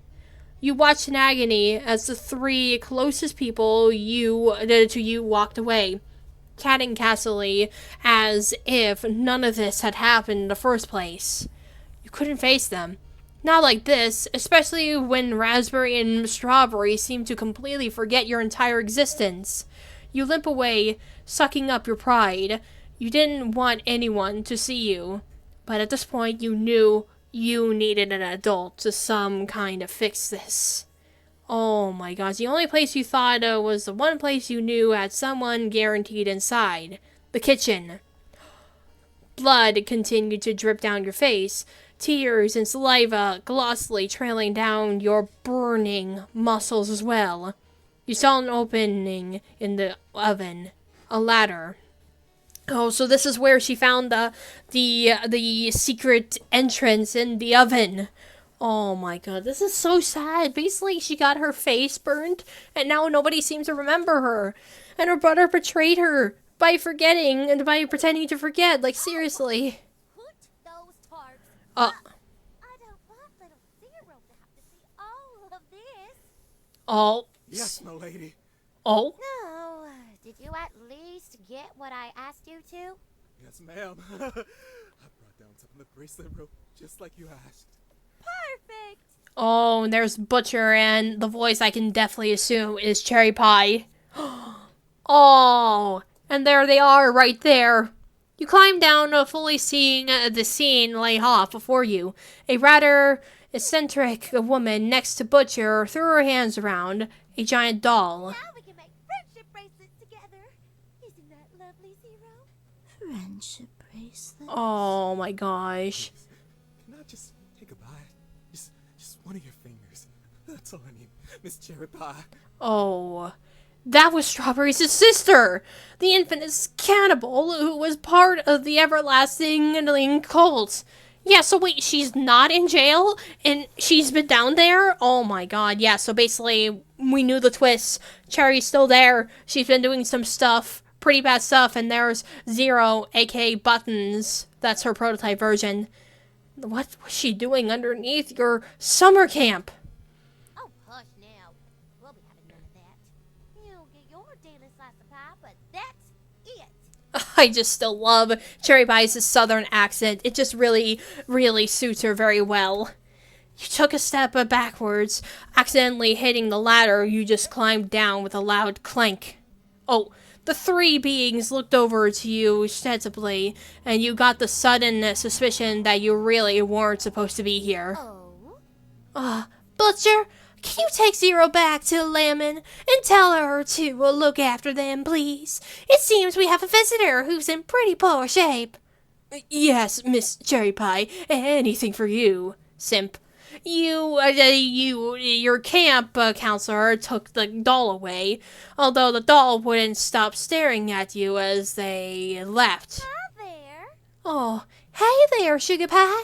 We ain't gonna hurt you. What happened? Oh, she can't even speak. I'm afraid I didn't understand a word of that, Pumpkin. Oh, silly me. Here, you should feel a little better if you eat this. Magic might make you able to talk without lips. I'll help you. Oh, so basically Cherry gives her the ability to speak. Cherry reached into her pocket, pulling out a large glowing orb. She hums a tune casually as she walked towards you, prying your mouth open and forcing you to bite down on it. It tastes oddly sugary, something you weren't expecting. Something you weren't expecting. You wanted to be disgusted. You wanted to push her off of you, especially for what she put Strawberry through, but you were too weak. Then suddenly, the second you swallowed, you felt no longer in pain. In fact, the wave of eromia rushed over you. It was enough to send shivers down your spine. Oh, hello. Oh, there we go. Now then, if you want to tell me what happened to you. I was shot in the face by my brother. And now nobody remembers me. Not even my own girlfriend. Poor thing. Oh, dear. That must be a pretty nasty curse you got there, huh? Curse? Well, sure. I can practically smell it from here. Oh, shoot. Jeez. Have the schools really not been teaching y'all about curses? You see? Curses are magical ornaments that can't easily be gotten rid of or healed. They usually result in a misfire of a spell, but they're always filled with incredibly small emotions like hate, fear, or love. Poor thing. Not all curses are bad, but it looks like you've got yourself a nasty one. Did my curse make them forget me? Well, it's hard to say, sugar. The woman before you kneeled down slightly, dusting off your shoulder. She looked at you with a demeanor of concern with your eyes. You weren't going to lie. You didn't expect someone so horrible to be so sweet to you. I could see a great deal of magic inside you. Say, this might be a weird question, but you happened to get your specialty recently? The last time I felt something this strong was when my sister got hers, not too long ago. Cherry's smile quickly turns to bittersweet as she said that, but she still gave you her undivided attention. How will I know? Oh, it's funny, but you just kinda know. Something happens and snap. It clicks with you. You see? Sometimes they can form after traumatic events, you know, in all the unfortunate way to get your specialty, that's for sure. You might want to prepare yourself for drastic physical changes on top of this. It's pretty common for these circumstances. Huh? You're starting to freak me out, lady. Now, wait one moment. Wait one moment. Silly. Wait, where do you think you're going? I know you. I know what you did. Why are you here? I think I might be able to help you. I can't fix things, but I can make them a little less hard to deal with. So, will you come with me? Or go back out there, faceless, with no one who remembers you? Oh my gosh. You weren't sure why exactly you went with her. But from then on, you weren't yourself anymore. Cyan was nothing but a forgotten memory. You were someone else entirely. You could feel it. Oh, and there it is. Oh my, I literally did not expect that. So, Memorial was Cyan this entire time. Cyan was once Azur's brother. So I'm assuming Azur was Blueberry and Cyan was Memorial right here. So, yeah, basically what happens is that her brother basically forgot about her after she got shot in the face, completely melting her face, and this is where she basically met the others, including Zero, or Buttons, of course. Like, oh my god, this is actually traumatic. Like, now I can definitely see why this boy is so cruel. As the voices of the past started to fade, you became acutely aware of your present situation. You had already gotten so used to the familiarity of the comforting, warm body and the memory, a beating heart, even the sensation of breathing. Now you were feeling so distant, distracted from yourself, stuck in a cold porcelain shell. You had never felt so many unoverwhelming feelings before. You had witnessed a childhood that wasn't yours. Friends, loved ones, enemies, every people you felt so strongly about, yet they were not yours. Was anything yours anymore? What exactly were you? After a few moments, it occurred to you that the mask you had touched moments ago is now fitted onto your face. And you couldn't recall the thing about yourself and what you were doing there in the first place. You just felt wrong. You looked up at Memorial, noticing his new mask as well. He seemed different than he was before, but you couldn't quite figure out how. In his hands, he held a garbage bin, and the lid is secure firmly on top. Buttons, you're awake. I guess I might have had more memories than I thought. It was as stiff as an elephant. Yes, I was. Did we do it right? I feel different. Oh, I know what you mean. I feel different too. I never felt more disgust in my entire life. Huh? And what happened to you really that bad? You suppose you didn't want to know? Witches are horrible, selfish people. All of them. It wouldn't have happened if they thought of someone other than themselves for once in their lives. Why make something just to discard it without a second thought? Why go through any of this? What's the meaning of it all? Is there any meaning? Are our specialties, do they actually matter? Does our fleeting existence matter if there is nothing waiting at the end? Sir, I don't understand.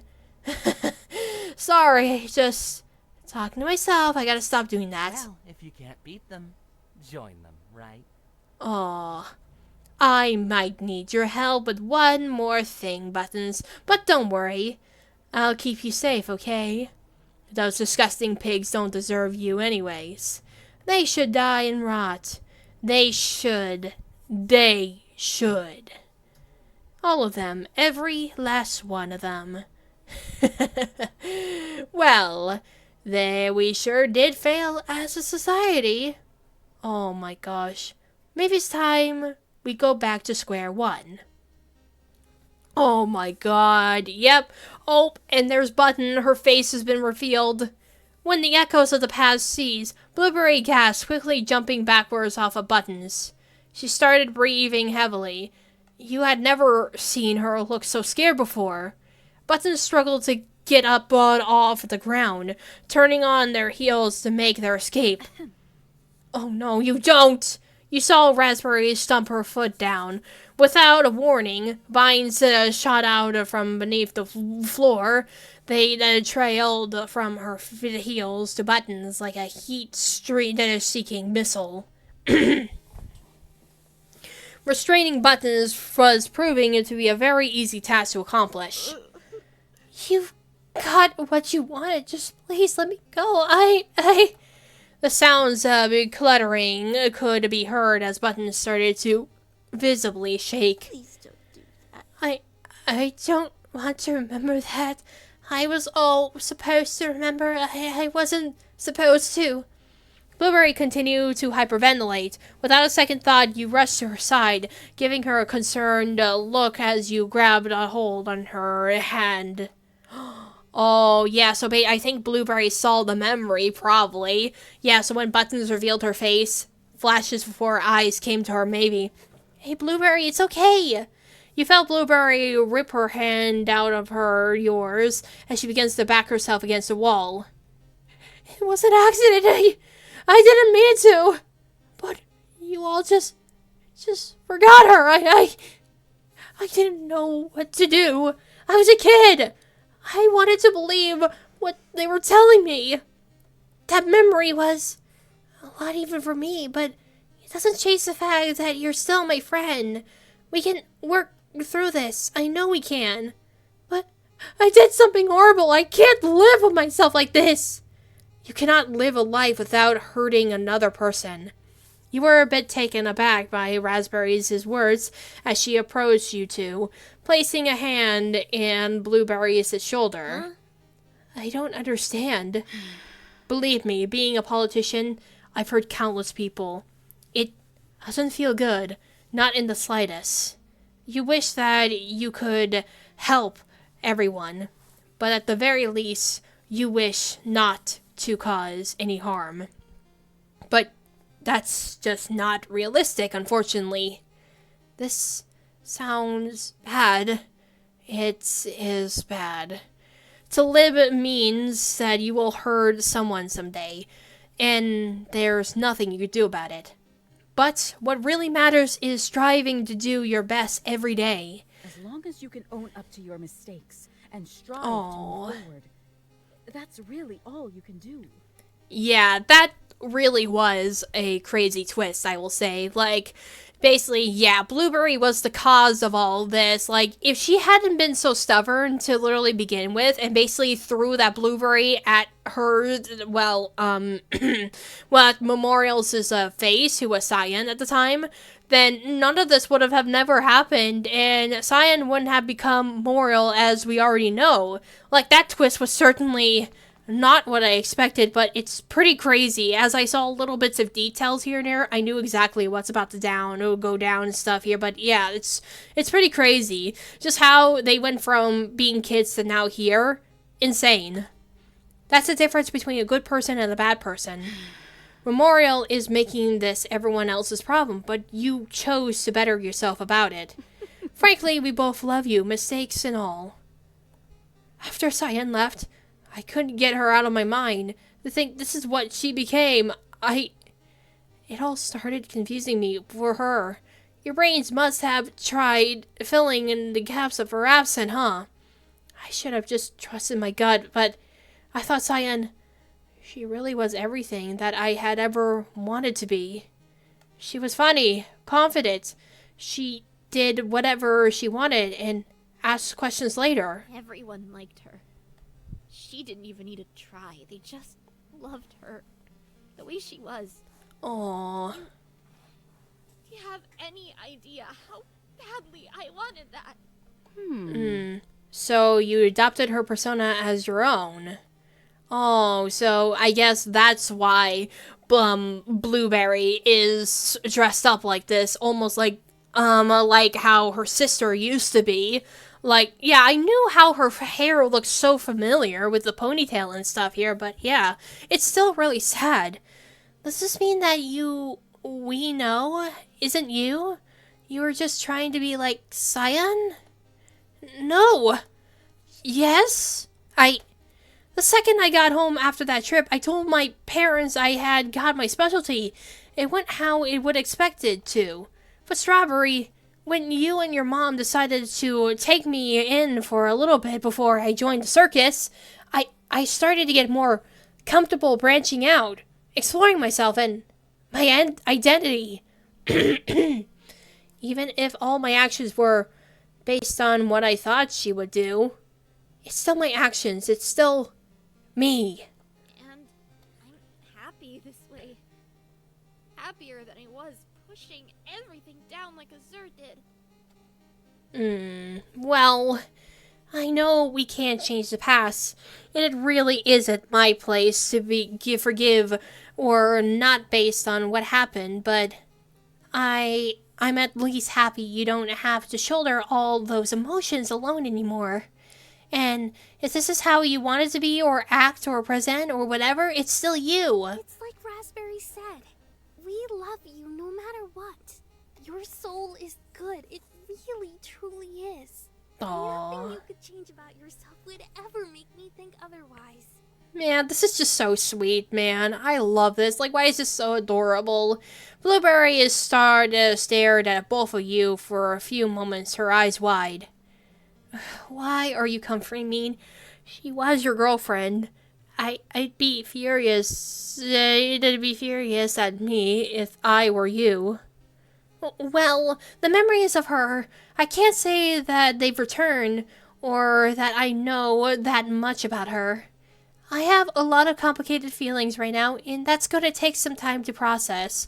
But I'm still treading for water, because I have to right now. If I had the capabilities to help someone who's about to drown, I will always help. If you can't be strong, then I will too. Let's talk about this more when we get out of here, okay? Yeah, I like that. I would also like to join the hysterical discussion later, but right now we have a cactus prototype and no clear plan. That was so beautiful. I want to hate you all so badly, but I just can't. Buttons looked rather emotional, looking up at you three from their spot on the floor. Excuse me. Get up. Raspberry waved her hands, making the vines move and contort, lifting Buttons up so that they were dangling in the air. Okay. Oh, poor Buttons. Spoken as they had any say in the matter to begin with. Raspberry pulled you aside, giving Blueberry a nod. Blueberry nodded back, using that as a signal to terrorize poor Buttons as Raspberry spoke to you. Oh no, don't terrorize Buttons, she has nothing to do with this. Strawberry, I hate to ask this of you, but this is the only solution I could think of. Whatever it is, I'll do it, I want to help. Your taller friend smiled at you, sympathetically, placing her hands on both of your shoulders. See? Memorial can't kill you, which means you are his only true weakness. But I feel it is safe to say that we now have a hold of his emotional weakness. Raspberry gestured vaguely in the direction of Buttons, who is currently being shaken around in the vines by Blueberry herself. You lifted a finger, opening your mouth to object to the sight of you just witnessed, when Raspberry continued to speak. I have a plan, but it may require you to commit acts of violence. But how violent? If Memorial cannot physically harm you, and has to physically protect you from harm at all times, you might be the only one who could get close enough to attack him, and put a stop to all this madness. Aw, gee, Raspberry, I don't know if I could even. I thought so. It's alright, Strawberry. You don't have to do anything. You just want to. I'll find another solution, alright? Just be careful. You too, okay? Oh, yep, so now it's all up to Strawberry. He's about to end this whole thing once and for all. Oh my gosh, I still cannot shake the fathom of how crazy this twist is of this game. All right. Alright, now that we have the whole skeleton, Memorial shouldn't be too far away. He won't be around here. A click could be heard, Memorial's voice emanating from Buttons' back pocket.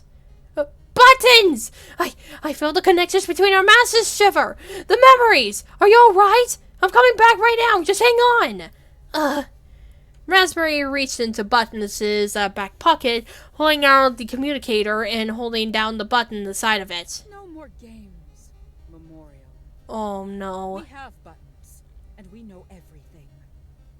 I'd play your next moves very carefully if I were you. Oh no, she said, stomping down the communicator and stomping it into pieces with her boot. Nice one, Razzmatazz. Oh my gosh. Please don't hurt him. Hurt me if you must. Just please leave him be. Oh no, Buttons. No. Oh my god, she's literally crying. Raspberry snapped her fingers, causing the vines to move and grow rapidly around the facility. I had enough of this room. We've been here too long. Let us move forward, shall we? The vines were steeping into the cracks of everything, medical, breaking almost all of the machinery in the process. Oh my gosh, you followed a Raspberry and a Blueberry and a still dangling Buttons through the long empty hallway. And we're here over in this area. The light flickered overhead as you entered the next room, yet this time you can sense a glimmer of hope in the air. Could that really be the way back to the surface, you wondered? Without warning, the entire room began to shake. Bits of a terrace of ceiling fell down to your feet. You condescending, carnivorous cacophony of calipers! Memoria emerges from the ground. You watched him come into form, rising up like a puddle of goo, trying to make itself into something more solid. You can hear his bones crack as he locked them into their place. You instinctively took a step in front of your friends, hoping to shield them, so Memorial chose to attack instinctively. Oh my goodness, yeah, basically a bunch of nonsense is about to go down. Memorial notices buttons first, dangling up and up in the air. No. Buttons! Sir? Sir, please, get out of there. When he and his gaze met you, he paused. He stared at you from a few moments, as if it was the first time he's truly seeing you. You, too, had history, right? Not that you remembered much of it. This was really weird.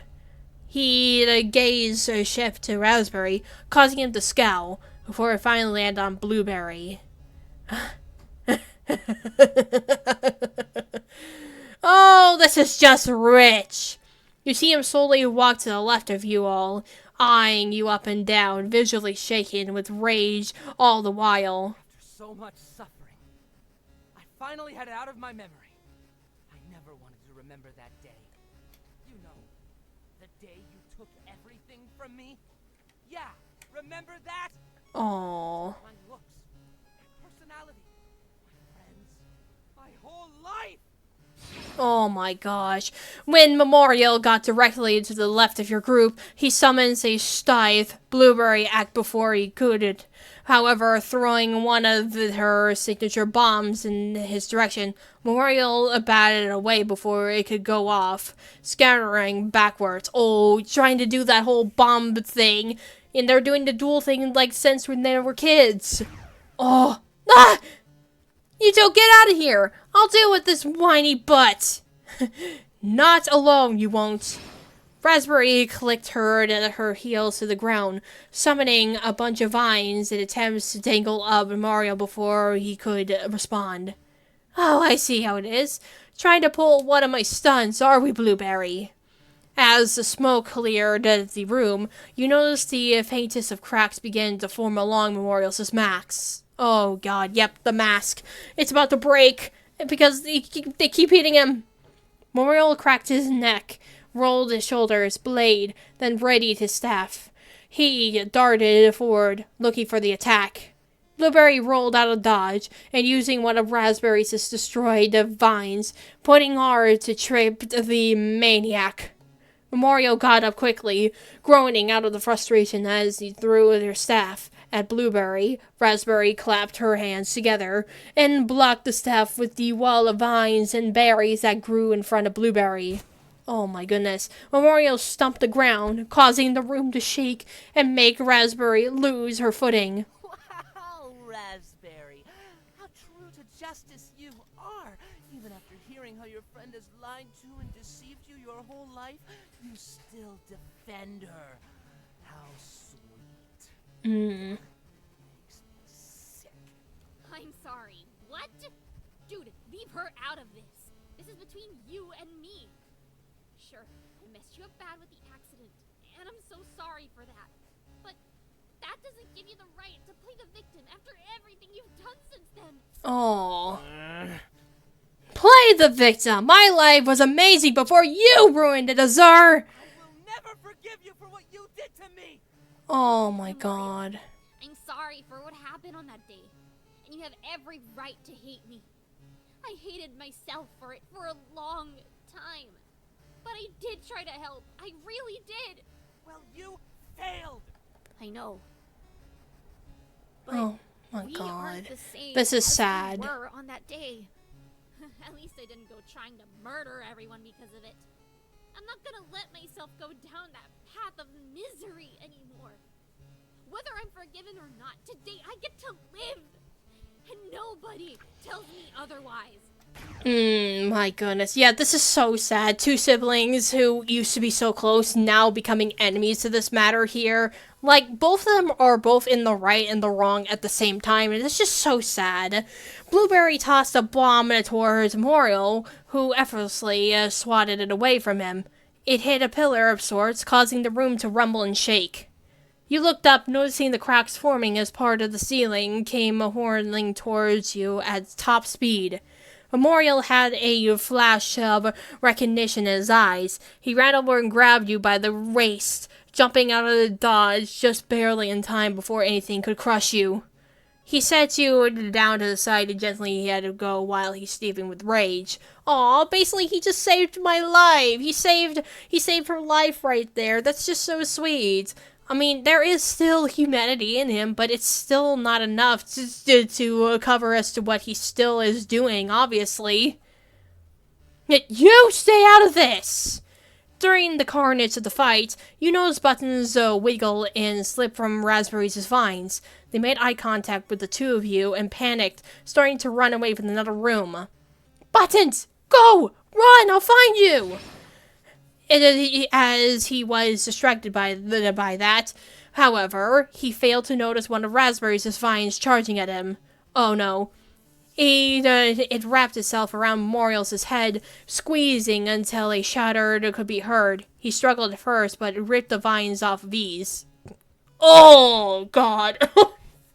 Yeah, so that's what his face looks like. Oh my goodness, yeah, that's really one way to literally just kill somebody because you're now hideous, leaving behind a face with no mask. Gah! This is what you wanted to see? Gaze upon the consequences of your actions. The negligence and anger that never left me. It's your fault I'm cursed. Reap what you have sown. Oh my god, you followed Buttons in order to stop them from escaping. They were the only other leverage you had, and you never weren't good at fighting. Yep, and we're trying to escape. We're trying to leave. You chased the Buttons down a long hallway. Buttons! Stop! Sorry. I'm so sorry.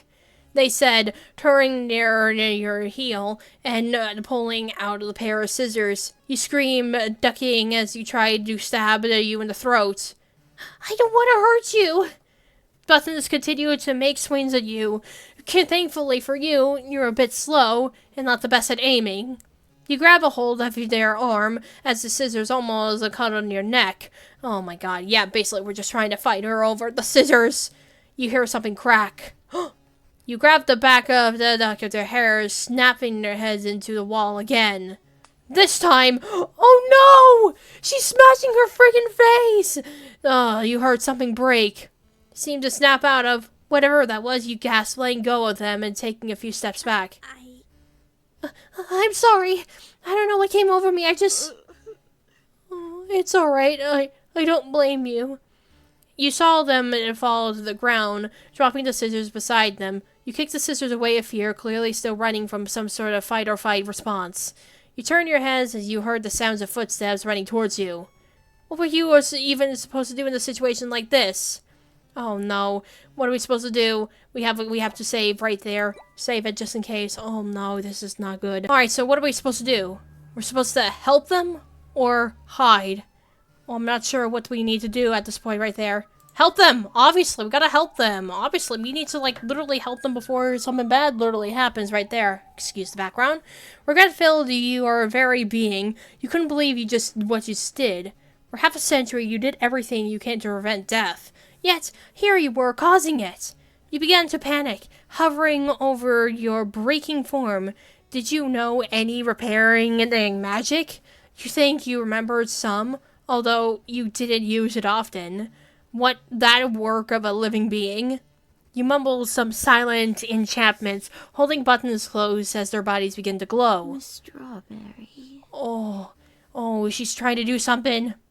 The glowing stops. Shoot! You start chanting some more, the glowing figuring, yet not fully enlightening like before. What's going on? You looked up, your eyes meeting Memorial's. He rushed over to your side, grabbing Buttons and pulling them to his lap. You'd never seen him holding something with so much genuine, gentle care before. The bones. Did you still have the bones? Yeah, but give them to me. Mariel, I don't know if do you want to save them or not? Yes, I do. You hurried to grab the bag you had been carrying around, beginning to take out the bones. Lay the skeleton down here. Memorial sat the Buttons down. He brushed some hair out of their face, and in that moment you noticed his hands were shaking. He was scared. No. Oh no. Just hold on, okay, Buttons? Stay awake, stay with me. I got you. Sir? Oh my goodness. How many times do I have to tell you? You can't just call me Memorial, right? It's gonna be okay. He spoke so gently. He's just honestly throwing you off quite a bit. Memorial places the bones in the circle, gently grabbing your shoulder and pulling you a few steps back. Oh my god. Yeah, frick. We'll have to complete the ritual with 2 people. Strawberry, I'll lead. Just hold my hand and focus hard on bringing them back. And only bringing them back. Memorial reached his hand out to you. You hesitate. After all, this whole situation felt incredibly weird. Please. I promise I'm not going to hurt you, alright? Oh, he's just not going to hurt her. He doesn't want to hurt her because he knows her. Once again, he sounded so much softer than before. You took a hold of his hand. The moment you did so, Memorial started chanting. The bones you led out, their bones started growing a bit. Their bones started glowing a faint green color. Could they be in there too? Memorial's words from earlier echoed in your mind. Do you want to save them or not? You squeeze onto Memorial's hand, trying hard to focus on his instructed. Suddenly, you gasp, hearing running footsteps and familiar yelling coming from your way. Don't look at them. Keep your eyes on the circle. What? What are you doing? Oh my gosh. Wait! Strawberry! Don't! Oh no, they're seeing this. Buttons begins to glow, the bones hovering all around them. You watched as the bones seemed to phase through them, locking in place like a perfectly put-together puzzle. You watched as Buttons began to float into the air. The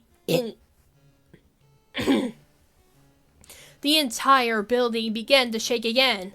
You were starting to feel uneasy. Blueberry rushed towards you, but just before she could reach, a large blast of energy emitted on Buttons. Blueberry and Raspberry were knocked backwards almost instantly. Memorial stopped chanting, letting go of your hand and picking up the new figure that laid before you. Let's go. Oh. What? Memorial threw the figure over his shoulder and held them in one arm, using the other to grab onto your hand and bring you to the nearest wall. Wait, but I can't. You're coming with us. This isn't a request. Oh no, he's dragging her into here. You struggled, trying to pull yourself out of his grip, but he was too strong. Strawberry! Wait! Don't! Oh no, Memorial let go of your hand, struggling to get a silver skeleton key engraved with the logo of the Council of Witches out of his pocket. Oh my god, look at this picture. This hits so hard, man.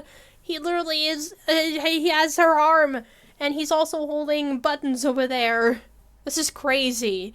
And still, look how horrific his face is. Like, oh my god, man. Like, literally, it just looks hideous. This just makes me feel so much more badder in this matter. He inserted it into the air and magically created a rectangular portal, one filled with pink-colored magic. Then he grabbed a hold of you once more. You. Leave her alone. Oh no, wait, where is he taking her, man? That's the question. Blueberry struggles to get up, clutching her stomach in pain. Blueberry, Raspberry. You both are of no threat to me. In fact, I'm so confident in that fact that I've decided to keep you two alive. For one reason only. I will kill every last witch out there. Oh. And when I'm done, I will be coming back for you. I'll kill you then and there, and that little push will be the final piece to make me whole. Until we meet again. Oh my god. Bro, he's filling up a revenge plan on basically killing every witch there is, man. But he's just dragging her into this matter here. No! Without another word, He pulls you into the portal. Ending 5. What? I thought that would actually be something of a canon ending. Well, I guess there is one more option we have here, so we'll have to see what that is. But yeah, that ending really was something that I thought it would be the canon ending, but I guess there's actually one more we need to do. Alright, now let's hide and see what this one is. You look back, obviously shocked at what you just did. You would feel so out of control, like a part of you had finally snapped and chose to paralyze survival. You scurry to find a hiding spot, quickly tucking yourself behind a corner as you heard a familiar voice. What's going on? Sir, Oh my god. Buttons! I'm sorry, sir. Yeah, and this time he actually was the one to see her in this condition. No, shush. It's okay. It's okay. Come here. I've got you. Oh, I can't move. You're gonna be okay, Buttons. I can't lose anything again. Sir, you're all I have left. You hesitated, never having seen Memorial so gentle or emotional, or scared. You felt like you were interrupting on something you weren't supposed to be seeing. Strawberry, where is she? She still has the bones. She should. Wait. Oh. Please, don't go. I don't want to be alone right now. Oh, you saw Buttons weakly gripping onto Memorial's sleeve. Are you safe to carry? Or will you break? Oh my gosh, you saw Buttons shake their head solemnly. Okay. I'll stay right here with you. Thank you. Oh, this is just so sad to see. You saw them speak to each other in hushed whispers. What was taking Raspberry and Blueberry so long? Wait. You paused your train of thought, noticing a large garbage bin tucked away next to you. You swore you've seen this garbage bin before. It was the same one Memorial held in Buttons' memory. The one with the fragmented... Okay. The one with fragmented. The one with the fragmented prototypes and... The pipe! A weapon! You quietly lifted the lid off of the bin, trying too hard to bring attention to yourself. You think the beginners that neither of them would be able to see you from this angle. Memorial's back was faced to you. You tiptoed over, blended the pipe firmly in both of your hands. You paused, seeing Buttons' hand reach up and hold Memorial's cheek. Oh, what would Mama do, you wonder? Oh no. Hit him! Well, that's the only thing we have to do. Oh! You swung the pipe back, then swung it again directly against the back of Memorial's head. He held over the top of the button, making a startled noise. Hit him again! You shot on top of both of them, beginning to beat Memorial over the head, over and over and over and over again. You attempted to get up, to shove you off of him, but he couldn't. Mama would do what's right, even if it was painful. Doing what's right meant involving yourself in what you hated most, violence, and letting your friends get hurt. Your thought back to the promise the two of you had made. Was he not fighting back because he couldn't?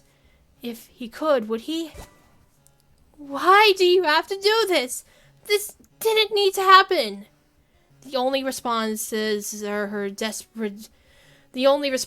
your desperate pleas was a weak, twisted sort of laugh. Oh, you only stopped after he stopped moving.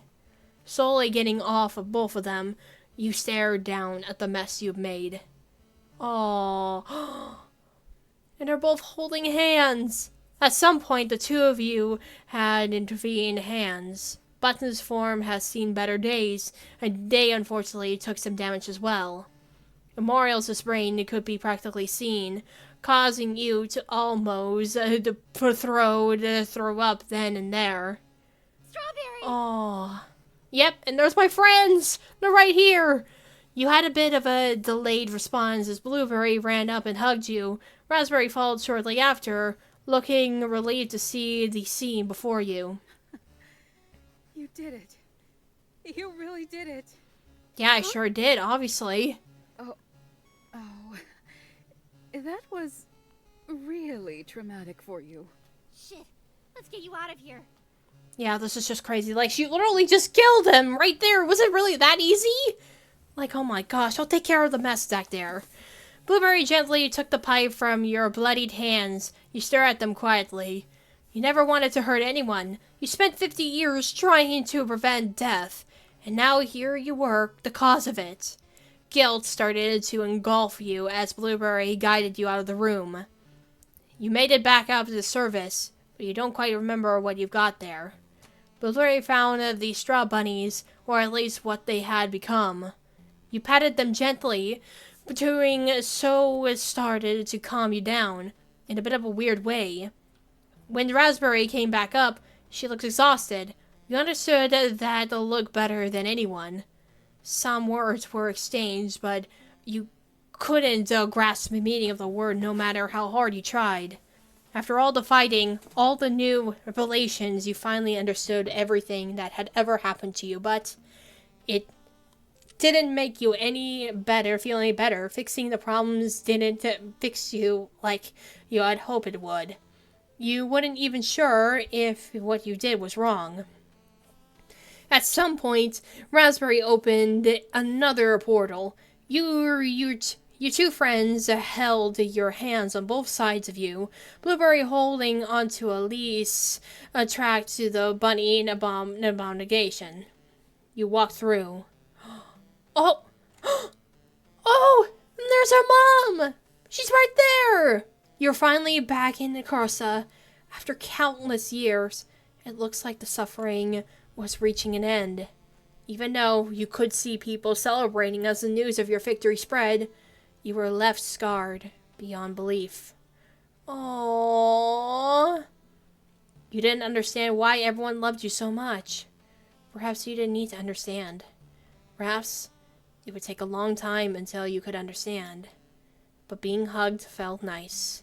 Surrounded by your loved ones, you finally felt at home again, for the first time in a long, long time. If someone could still hug you with all the blood in your hands, if someone could still love you despite everything you've gone through, it gave you the feeling that things were going to be okay. Things were going to be okay for all of you. Good end. Oh, well, that was just very sweet right there. Well, still pretty crazy that Strawberry basically just beat the living crap out of the freaking memorial right there, and now she's scarred because she doesn't believe in violence and all that. But, yep, peepers, that was the game right there. Oh, yep, you can see some of the voice actors who did all the characters. Yep, I see Michael right there. Hi, Michael, what's up? Oh my goodness, yeah, so this is absolutely crazy right there. Like, this is just literally insane as to how this game is.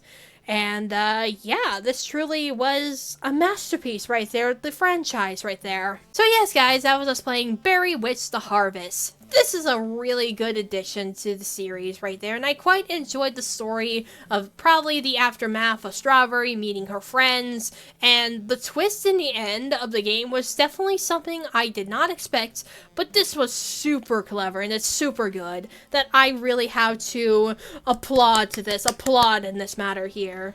For now, that's going to be it for today's video, so thank you all so much for watching, and I hope you enjoyed today's video. Make sure to subscribe to my channel, give all exercise or anything, or try wrestling me, and hopefully looking forward for new videos in the future. So, where we going now? Bye, guys! Yeah, bye!